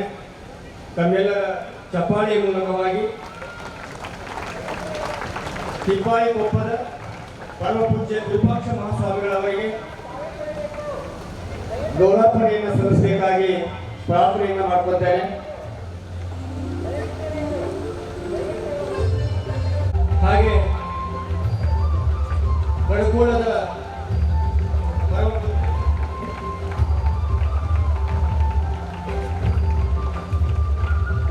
ಹಾಗೆ ಕುಮಾರೇಶ್ವರ ಮಠ ಬಡಕೋಳದ ಪರಮ ಪೂಜ್ಯ ಶ್ರೀಮನ್ ನಿರಂಜನ ಬ್ರಹ್ಮಸ್ವರೂಪ ಸಚ್ಚಿದಾನಂದ ಮಹಾಸ್ವಾಮೀಜಿಯವರಿಗೂ ಕೂಡ ಶ್ರೀಮಠದ ಉತ್ತರಾಧಿಕಾರಿಗಳಾಗಿರುವ ಪೂಜ್ಯ ಮುಪ್ಪಿನ ಬಸವಲಿಂಗ ದೇವರು ಗೌರವಾರ್ಪಣೆಯನ್ನು ಸಲ್ಲಿಸಬೇಕಾಗಿ ಪ್ರಾರ್ಥನೆಯನ್ನು ಮಾಡ್ಕೊಳ್ತಾರೆ. ವಿದ್ಯಾರ್ಥಿಗಳೇ, ಮತ್ತೊಮ್ಮೆ ಮಗದೊಮ್ಮೆ ತಮ್ಮಲ್ಲಿ ಈ ಮೂಲಕ ಕೇಳ್ಕೊಳ್ತೇನೆ, ದಯವಿಟ್ಟು ಯಾರು ಕೂಡ ಮಧ್ಯದಲ್ಲಿ ಎದ್ದುಬಾರದು. ಇದರ ಕಾರ್ಯಕ್ರಮದ ಯಶಸ್ಸಿನ ನಿಜವಾದ ಕಾರಣಕರ್ತರೇ ನೀವಾಗಬೇಕು ಅಂತಕ್ಕಂಥ ಮಾತನ್ನ ಮತ್ತೊಮ್ಮೆ ತಿಳಿಸ್ತಾ, ಇದೀಗ ಕರ್ಕೋಳದ ಪರಮ ಪೂಜ್ಯ ಸಚ್ಚಿದಾನಂದ ಮಹಾಸ್ವಾಮಿಗಳವರಿಗೆ ಶ್ರೀಮಠದ ಪರವಾಗಿ ಗೌರವಾರ್ಪಣಾ ಕಾರ್ಯಕ್ರಮ.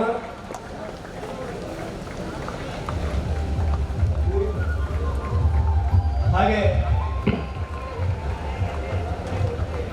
ಬಾಲೆಹೊಸೂರಿನ ಪರಮ ಪೂಜ್ಯ ಸಂಗನ ಬಸವ ದೇವರಿಗೆ ಬಾಲೆಹೊಸೂರಿನ ಪರಮ ಪೂಜ್ಯ ಸಂಗನ ಬಸವ ದೇವರಿಗೂ ಕೂಡ ಉತ್ತರಾಧಿಕಾರಿಗಳಾಗಿರುವ ಪೂಜ್ಯ ಶ್ರೀ ಮುಪ್ಪಿನ ಬಸವಲಿಂಗ ದೇವರು ಶ್ರೀಮಠದ ಗೌರವಾರ್ಪಣೆಯನ್ನು ಸಲ್ಲಿಸಬೇಕಾಗಿ ಇಬ್ಬರಲ್ಲೂ ಪ್ರಾರ್ಥನೆಯನ್ನು ಮಾಡ್ಕೊಳ್ತಾರೆ.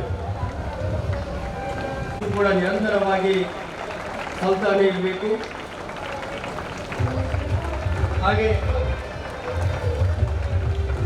ಪರಮ ಪೂಜ್ಯ ಚಿಕ್ಕ ರಾಮಾರೂಢ ಸ್ವಾಮಿಗಳು ಗದ್ದನಕೇರಿ ಕ್ರಾಸ್ ಆ ಪೂಜ್ಯರಿಗೂ ಕೂಡ ಶ್ರೀಮಠದ ಉತ್ತರಾಧಿಕಾರಿಗಳಾಗಿರುವ ಮುಪ್ಪಿನ ಬಸವಲಿಂಗ ದೇವರು ಶ್ರೀಮಠದ ಗೌರವಾರ್ಪಣೆಯನ್ನು ಸಲ್ಲಿಸಬೇಕಾಗಿ ಪ್ರಾರ್ಥನೆಯನ್ನು ಮಾಡ್ಕೊಳ್ತಾನೆ. ರಾಮಾರೂಢ ಮಠದ ಗದ್ದನಕೇರಿಯ ಪರಮ ಪೂಜ್ಯ ಚಿಕ್ಕ ರಾಮಾರೂಢ ಸ್ವಾಮಿಗಳು ಗದ್ದನಕೇರಿಯ ಪೂಜ್ಯರಿಗೆ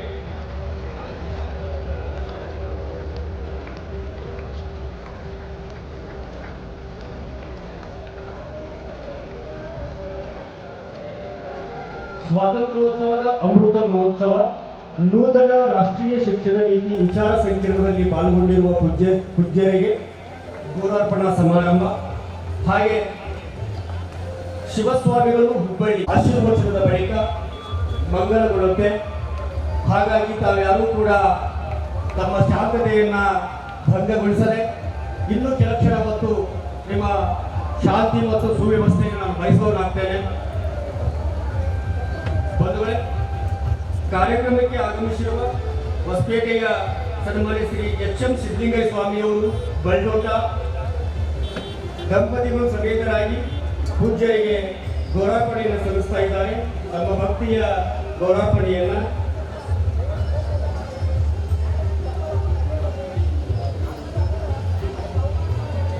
ಎಲ್ಲ ವಿದ್ಯಾರ್ಥಿಗಳಾದಿಯಾಗಿ ಆಗಮಿಸಿರ್ತಕ್ಕಂಥ ಬಂಧುಗಳಲ್ಲಿ ಒಂದು ಜಗದ್ಗುರು ಮಹಾಸನ್ನಿಧಿಯವರ ಆಶೀರ್ವಚನಕ್ಕಿಂತ ಪೂರ್ವದಲ್ಲಿ ತಮ್ಮಲ್ಲಿ ಕಳಕಳಿಯ ವಿನಂತಿ ಏನೆಂದರೆ, ಈ ವೇದಿಕೆಯ ಮೂಲಕವಾಗಿ 8 ಅಂದರೆ ಇವತ್ತು, ನಾಳೆ ಮತ್ತು ನಾಡಿದ್ದು ಇನ್ನೂ ಹಲವಾರು ವಿಶೇಷ ಕಾರ್ಯಕ್ರಮಗಳು ಕೂಡ ನಡೀತಾ ಇದ್ದಾವೆ. ದಿನಾಂಕ 20ರಿಂದ ನಿರಂತರವಾಗಿ ಜರುಗಿ ಬಂದಿರುವ ಈ ನಾಡಿನ ಖ್ಯಾತ ಪ್ರವಚನಕಾರರು, ಬಸವಾಭಿಮಾನಿಗಳು, ಬಸವ ಪ್ರೇಮಿಗಳು, ಬಸವನಿಷ್ಠರೂ ಆಗಿರುವ ಪೂಜ್ಯ ಶ್ರೀ ಶರಣ ಡಾಕ್ಟರ್ ಈಶ್ವರ್ ಮಂಟೂರ್ ಅವರ ಅಸ್ಖಲಿತ ವಾಣಿಯ ಮೂಲಕವಾಗಿ ಸಾಗಿ ಬಂದಿರುವ ಅನ್ನದಾನೇಶ್ವರ ಮಹಾಪುರಾಣ ಕಾರ್ಯಕ್ರಮ ಈ ದಿನ ಸಾಯಂಕಾಲ 7 ಗಂಟೆಗೆ ಈ ವೇದಿಕೆ ಮೂಲಕವಾಗಿ ಮಹಾಮಂಗಲಗೊಳ್ಳುತ್ತೆ.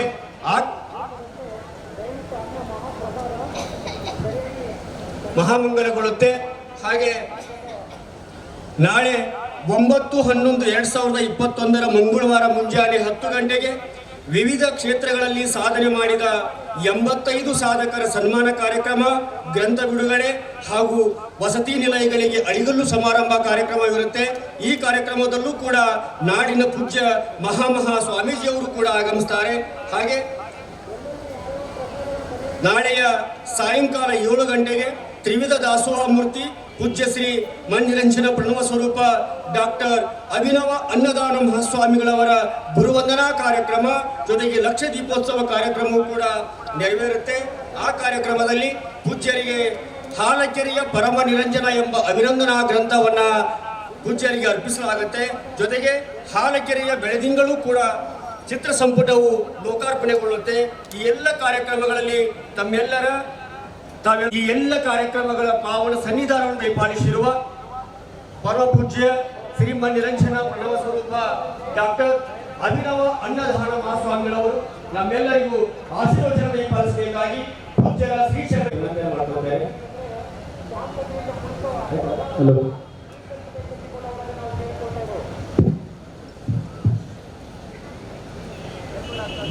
ಕಾಲಕ್ಕೆ ಶ್ರೀ ಮನ್ನಯ ಬಕ್ಕು ಹೃದಯ ತುಂಬದಂತೆಯ ಅರಸು ಪರಿವಾರ ಕೈವಾರ ನೊಡೆಯ ನೆರೆಯದ ವಸ್ತು ನೆರವನ್ನು ನೊಡೆಯ ಪರಮ ನಿರಂಜನ ಮೆರವ ಕಾಲಕ್ಕೆ ತುಂಬಿದ ಅರವಿಯ ಕಲ್ಲುಕೊಂಡಂತೆ ಪುರವ ಸಂಗಮ ದೇವ ಪ್ರಾತಸ್ಮರಣೀಯ ಬಸವಾದಿ ಪ್ರಬಂಧರನ್ನು ಶ್ರದ್ಧೆಯ ಪಂಚಾಚಾರ್ಯರನ್ನು 6ನೇ ವರ್ಷಗಾಲ ಕುಮಾರ ಮಹಾಸ್ವಾಮಿಗಳವರನ್ನು ಪರಮ ತಪಸ್ವಿಯಾದ ಅನ್ನದಾನೀಶನನ್ನು ಕೊಟ್ಟೂರೀಶನನ್ನು ಹೃದಯ ಮಂದಿರದಲ್ಲಿ ಸ್ಮರಿಸಿಕೊಂಡು ಯಾವ ಸ್ವಾತಂತ್ರ್ಯೋತ್ಸವದ ಅಮೃತ ಮಹೋತ್ಸವ ಹಾಗೂ ನೂತನ ರಾಷ್ಟ್ರೀಯ ಸ್ವಾಮಿಗಳವರ ಹರಿದಾವರುಗಳಲ್ಲಿ ಅನಂತ ಪ್ರಣಾಮಗಳನ್ನು ಸಲ್ಲಿಸಿ ಹಾಗೂ ಇವತ್ತಿನ ಸಮಾರಂಭದ ದಿವ್ಯ ನೇತೃತ್ವ ವಹಿಸಿಕೊಂಡಿರ್ತಕ್ಕಂಥ ಯಾವ ನಮ್ಮ ಕುದುರೆಮತಿ ಗಜೇಂದ್ರದ ವಿಜಯಮಾತೇಶ್ವರ ಮಠದ ಜಗದ್ಗುರು ವಿಜಯಮಾತೇಶ್ವರ ಮಹಾಸ್ವಾಮಿಗಳಲ್ಲಿ ಪ್ರಣಾಮಗಳನ್ನು ಸಲ್ಲಿಸಿ ಮತ್ತು ಪೂಜ್ಯರಾದ ಮುಖಪ್ಪ ಸ್ವಾಮಿಗಳಲ್ಲಿ ಪ್ರಣಾಮಗಳನ್ನು ಸಲ್ಲಿಸಿ ಹಾಗೂ ನಮ್ಮವರೇ ಆದ ಮೇಘನಾಳದ ಪರಮ ಪೂಜ್ಯ ಶಿವಲಿಂಗ ಮಹಾಸ್ವಾಮಿಗಳಲ್ಲಿ ಪ್ರಣಾಮಗಳನ್ನು ಸಲ್ಲಿಸಿ ಉಳಿದ ಸಮಸ್ತ ಪೂಜ್ಯ ಶ್ರೀಗಳವರಲ್ಲಿ ಪ್ರಣಾಮಗಳನ್ನು ಸಲ್ಲಿಸಿ ವಿಚಾರ ಸಂಕಿರಣದಲ್ಲಿ ಭಾಗವಹಿಸಿರ್ತಕ್ಕಂಥ ನಮ್ಮ ಆದರಣೀಯ ಎಂ ಸುಂದರೇಶ್ ಬಾಬುರವರೇ ಹಾಗೂ ಆದರಣೀಯ ರಘುನಂದನ್ ಅವರೇ ಕ್ರಮದಲ್ಲಿ ಪಾಲ್ಗೊಂಡಿರ್ತಕ್ಕಂಥ ಆಸಕ್ತಿಯಿಂದ ಪಾಲ್ಗೊಂಡಿರ್ತಕ್ಕಂಥ ವಿದ್ಯಾರ್ಥಿಗಳೇ ವಿದ್ಯಾರ್ಥಿನಿಯರೇ ಹಾಗೂ ನಮ್ಮ ಸುತ್ತಮುತ್ತಲ ಶಾಖಾ ಮಠದ ಸದ್ಭಕ್ತರೇ ಮಹಾಜನಗಳೇ ಮಾತೆಯರೇ ನಮಗೆ ಡಾಕ್ಟರು ಎತ್ತು ಹೇಳಲಿಕ್ಕೆ ಮಾತಾಡಬಾರ್ದು ಅಂತ ಹೇಳ್ಯಾರ. ನಮ್ಮ ಪ್ರಕೃತಿನೂ ಭಾಳ ಸೂಕ್ಷ್ಮ ಅದರೊಳಗೆ ನಾವು ನಿಮ್ಮನ್ನು ನೋಡಿ ಮಾತಾಡಬೇಕಾಗ್ತದೆ. ಯಾಕಂದರೆ ರಾಷ್ಟ್ರೀಯ ಶಿಕ್ಷಣ ನೀತಿ ಬಹಳ ಮಹತ್ವಪೂರ್ಣವಾಗಿರ್ತಕ್ಕಂಥದ್ದು. ಇವತ್ತಿನ ಕೇಂದ್ರೀಯ ಸರ್ಕಾರ ರಾಷ್ಟ್ರೀಯ ನೀತಿಯನ್ನು ಅದು ರೂಪಿಸಿದೆ. ಅದನ್ನು ನಮ್ಮ ಕರ್ನಾಟಕ ಸರ್ಕಾರ ಒಪ್ಪಿಕೊಂಡು ಕಾನೂನು ತರಲಿಕ್ಕೆ ಪ್ರಯತ್ನ ಮಾಡ್ತಾ ಇದೆ. ಇದು ಸಂತೋಷಕರವಾಗಿರ್ತಕ್ಕಂಥ ಸಂಗತಿ. ದೇಶದ ಸಂಸ್ಕೃತಿ, ದೇಶದ ಅಭಿಮಾನ ಮತ್ತು ಪ್ರಾಮಾಣಿಕತನ, ಆಧ್ಯಾತ್ಮದ ಬಗ್ಗೆ ಆಸಕ್ತಿ ಬರಬೇಕಾದ್ರೆ ಜನಾಧಿಪತಿಗಳು ಸ್ವಾತಂತ್ರ್ಯ ಸಿಗುತ್ತಿದ್ದ ಪೂರ್ವದಲ್ಲೇ ಶಿಕ್ಷಣ ಸಂಸ್ಥೆಗಳನ್ನು ಕಟ್ಟಿ ಈ ಭಾಗದ ಜನ ಭಕ್ತರು ಸುಸಜ್ಜಿತರಾಗಬೇಕು, ವಿದ್ಯಾವಂತರಾಗಬೇಕು ಅಂತಕ್ಕಂಥ ಕಳಕಳಿಯಿಂದ ಶಿಕ್ಷಣ ಸಂಸ್ಥೆಯನ್ನು ಕಟ್ಟಿದವರು ಮಠಾಧಿಪತಿಗಳೇ, ಪ್ರಸಾದಗಳು ತೆಗೆದವರು ಮಠಾಧಿಪತಿಗಳೇ. ಆನಂತರ ಸ್ವಾತಂತ್ರ್ಯ ಸಿಕ್ತು, ಸರ್ಕಾರ ಬಂತು, ಆದರೆ ಶಿಕ್ಷಣ ನೀತಿ ಬದಲಾವಣೆ ಆಗಲಿಲ್ಲ. ಬ್ರಿಟಿಷರು ಮಾಡತಕ್ಕಂಥ ಶಿಕ್ಷಣ ನೀತಿಯೇ ಚಾಲ್ತಿಯಲ್ಲಿತ್ತು. ಇವತ್ತಿನ ಕೇಂದ್ರೀಯ ಸರ್ಕಾರ ರಾಷ್ಟ್ರೀಯ ನೀತಿಯನ್ನು ಜಾರಿಗೆ ತಂದಿದೆ. ಅದನ್ನು ನಾವೆಲ್ಲ ಒಪ್ಪಿಕೊಳ್ಳಬೇಕು. ಕೇವಲ ವಿರೋಧಕ್ಕಾಗಿ ವಿರೋಧ ಮಾಡಬಾರ್ದು. ಯಾವುದೇ ವಿಚಾರವನ್ನು ನಾವು ಒಪ್ಪಿಕೊಳ್ಬೇಕು. ಇವತ್ತಿನ ರಾಷ್ಟ್ರೀಯ ನೀತಿ ಭಾಳ ಮಹತ್ವಪೂರ್ಣವಾಗಿರ್ತಕ್ಕಂಥದ್ದು. ಅದರೊಳಗೇನೋ ತಪ್ಪು ರೂಪಗಳಿರಬಹುದು. ಅದನ್ನು ನಾವೆಲ್ಲ ಶಿಕ್ಷಣ ತಜ್ಞರು, ವಿರೋಧ ಪಕ್ಷದ ನಾಯಕರು ಕೂಡಿಕೊಂಡು ಇವತ್ತಿನ ಸರ್ಕಾರದ ರಾಷ್ಟ್ರೀಯ ಶಿಕ್ಷಣ ನೀತಿಯನ್ನು ಒಪ್ಪಿಕೊಂಡು ಅದನ್ನು ಕಾರ್ಯರೂಪಕ್ಕೆ ತರಲಿಕ್ಕೆ ನಾವೆಲ್ಲ ಪ್ರಯತ್ನ ಮಾಡಬೇಕು ಅಂತಕ್ಕಂಥ ಮಾತನ್ನು ಈ ಪ್ರಸಂಗದೊಳಗೆ ನಾನು ಹೇಳಿ ಬಯಸ್ತೇನೆ. ರಾಷ್ಟ್ರೀಯ ಶಿಕ್ಷಣ ಮಹತ್ವದ ಬಗ್ಗೆ ನಮ್ಮ ಉಪನ್ಯಾಸಕರು ಭಾಳ ಚೆನ್ನಾಗಿ ಮಾತಾಡ್ಯಾರ. ಅದ್ರ ಬಗ್ಗೆ ನಾನು ಮಾತಾಡಲಿಕ್ಕೆ ಹೋಗೋದಿಲ್ಲ. ನಾವು ಮಾತಾಡಬಾರ್ದು ಅಂದುಕೊಂಡು ಡಾಕ್ಟರ್ ಹೇಳ್ಯಾರ. ಆದರೂ ನಾವು ಮಾತಾಡಬೇಕಾಗತ್ತೆ. ನೀವೆಲ್ಲ ಇಷ್ಟೆಲ್ಲ ಭಕ್ತರು ಇವತ್ತು ಈ ಶಿಕ್ಷಣ ನೀತಿಯೊಳಗೆ ಭಾಗವಹಿಸಿದ್ದು ನೋಡಿ ನಮ್ಗೆ ಭಾಳ ಸಂತೋಷ ಆಯ್ತು. ನಮಗೇನು ಕಲ್ಪನಾ ಇತ್ತು, ನಮ್ಮ ವಿದ್ಯಾರ್ಥಿನಿಯರಷ್ಟೇ ಭಾಗವಹಿಸ್ತಾರೆ ಅನ್ನೋದಿತ್ತು. ಆದರೆ ಎಲ್ಲ ಶಾಖಾ ಮಟ್ಟದ ಭಕ್ತರು ನೀವು ಭಾಗವಹಿಸಿದ್ದು ನೋಡಿ ನಮ್ಗೆ ಭಾಳ ಆನಂದ. ಈ ಕಾರ್ಯಕ್ರಮ ಭಾಳ ಮಹತ್ವಪೂರ್ಣವಾಗಿರ್ತಕ್ಕಂಥ ಧಾರ್ಮಿಕ ಸಂಸ್ಥೆಗಳಲ್ಲಿ ಯಾವ್ದಾದ್ರಿಂದ ಕಾರ್ಯಕ್ರಮ ವಹಿಸಿದೆ ಅಂದರೆ ಹಾರ್ಕೇರಿನ ವಂದಾನೇಶ್ವರ ಮಠ ಕಾರ್ಯಕ್ರಮ ವಹಿಸಿದೆ.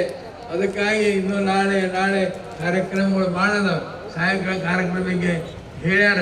ಅದ್ರ ಬಗ್ಗೆ ನಾನು ಹೆಚ್ಚು ಹೇಳೋದು, ನಾವೆಲ್ಲ ಡಾಕ್ಟ್ರ್ ಫೋನ್ ಮಾಡ್ತಾರೆ, ಅಜ್ಜಾರು ಮಾತಾಡಿಸ್ಬೇಡ್ರಿ, ಸನ್ನಿಧಿ 2 ನಿಮಿಷ 5 ನಿಮಿಷಕ್ಕಿಂತ ಹೆಚ್ಚು ಮಾತಾಡಿಸ್ಬೇಡ್ರಿ ಅಂತ ಹೇಳ್ತಾರೆ. ಆದರೂ ನಿಮ್ಮನ್ನೆಲ್ಲ ನೋಡಿ ನಮಗೆ ಭಾಳ ಒಂದು ಸಂತೋಷ ಆಯ್ತು. ನಿಮ್ಗೆ ಏನು ಭಕ್ತಿ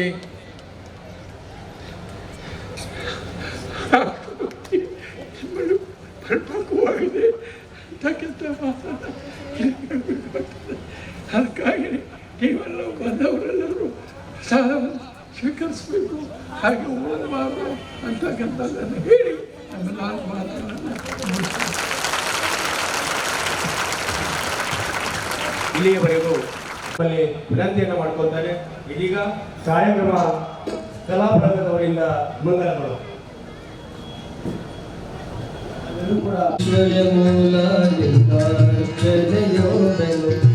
ಐಶ್ವರ್ಯ ಮೂಲಾಲಿಕಾರ್ಚನೆಯೋಗನು ಜ್ಞಾನ ಮೂಲ ಗುರು ಸೇವೆಯೋಗನು ಮೋಕ್ಷ ಮೂಲ ಘಟ ಸಂತೃಪ್ತಿಯೋಗನು ಮೋಕ್ಷ ಮೂಲ ಘಟ ಸಂತೃಪ್ತಿಯೋಗನು ಅಜಗಣಾಲಿಂಗವೇ ಅಜಗಣಾಲಿಂಗವೇ ಅಜಗಣಾಲಿಂಗವೇ ಅಜಗಣಾಲಿಂಗವೇ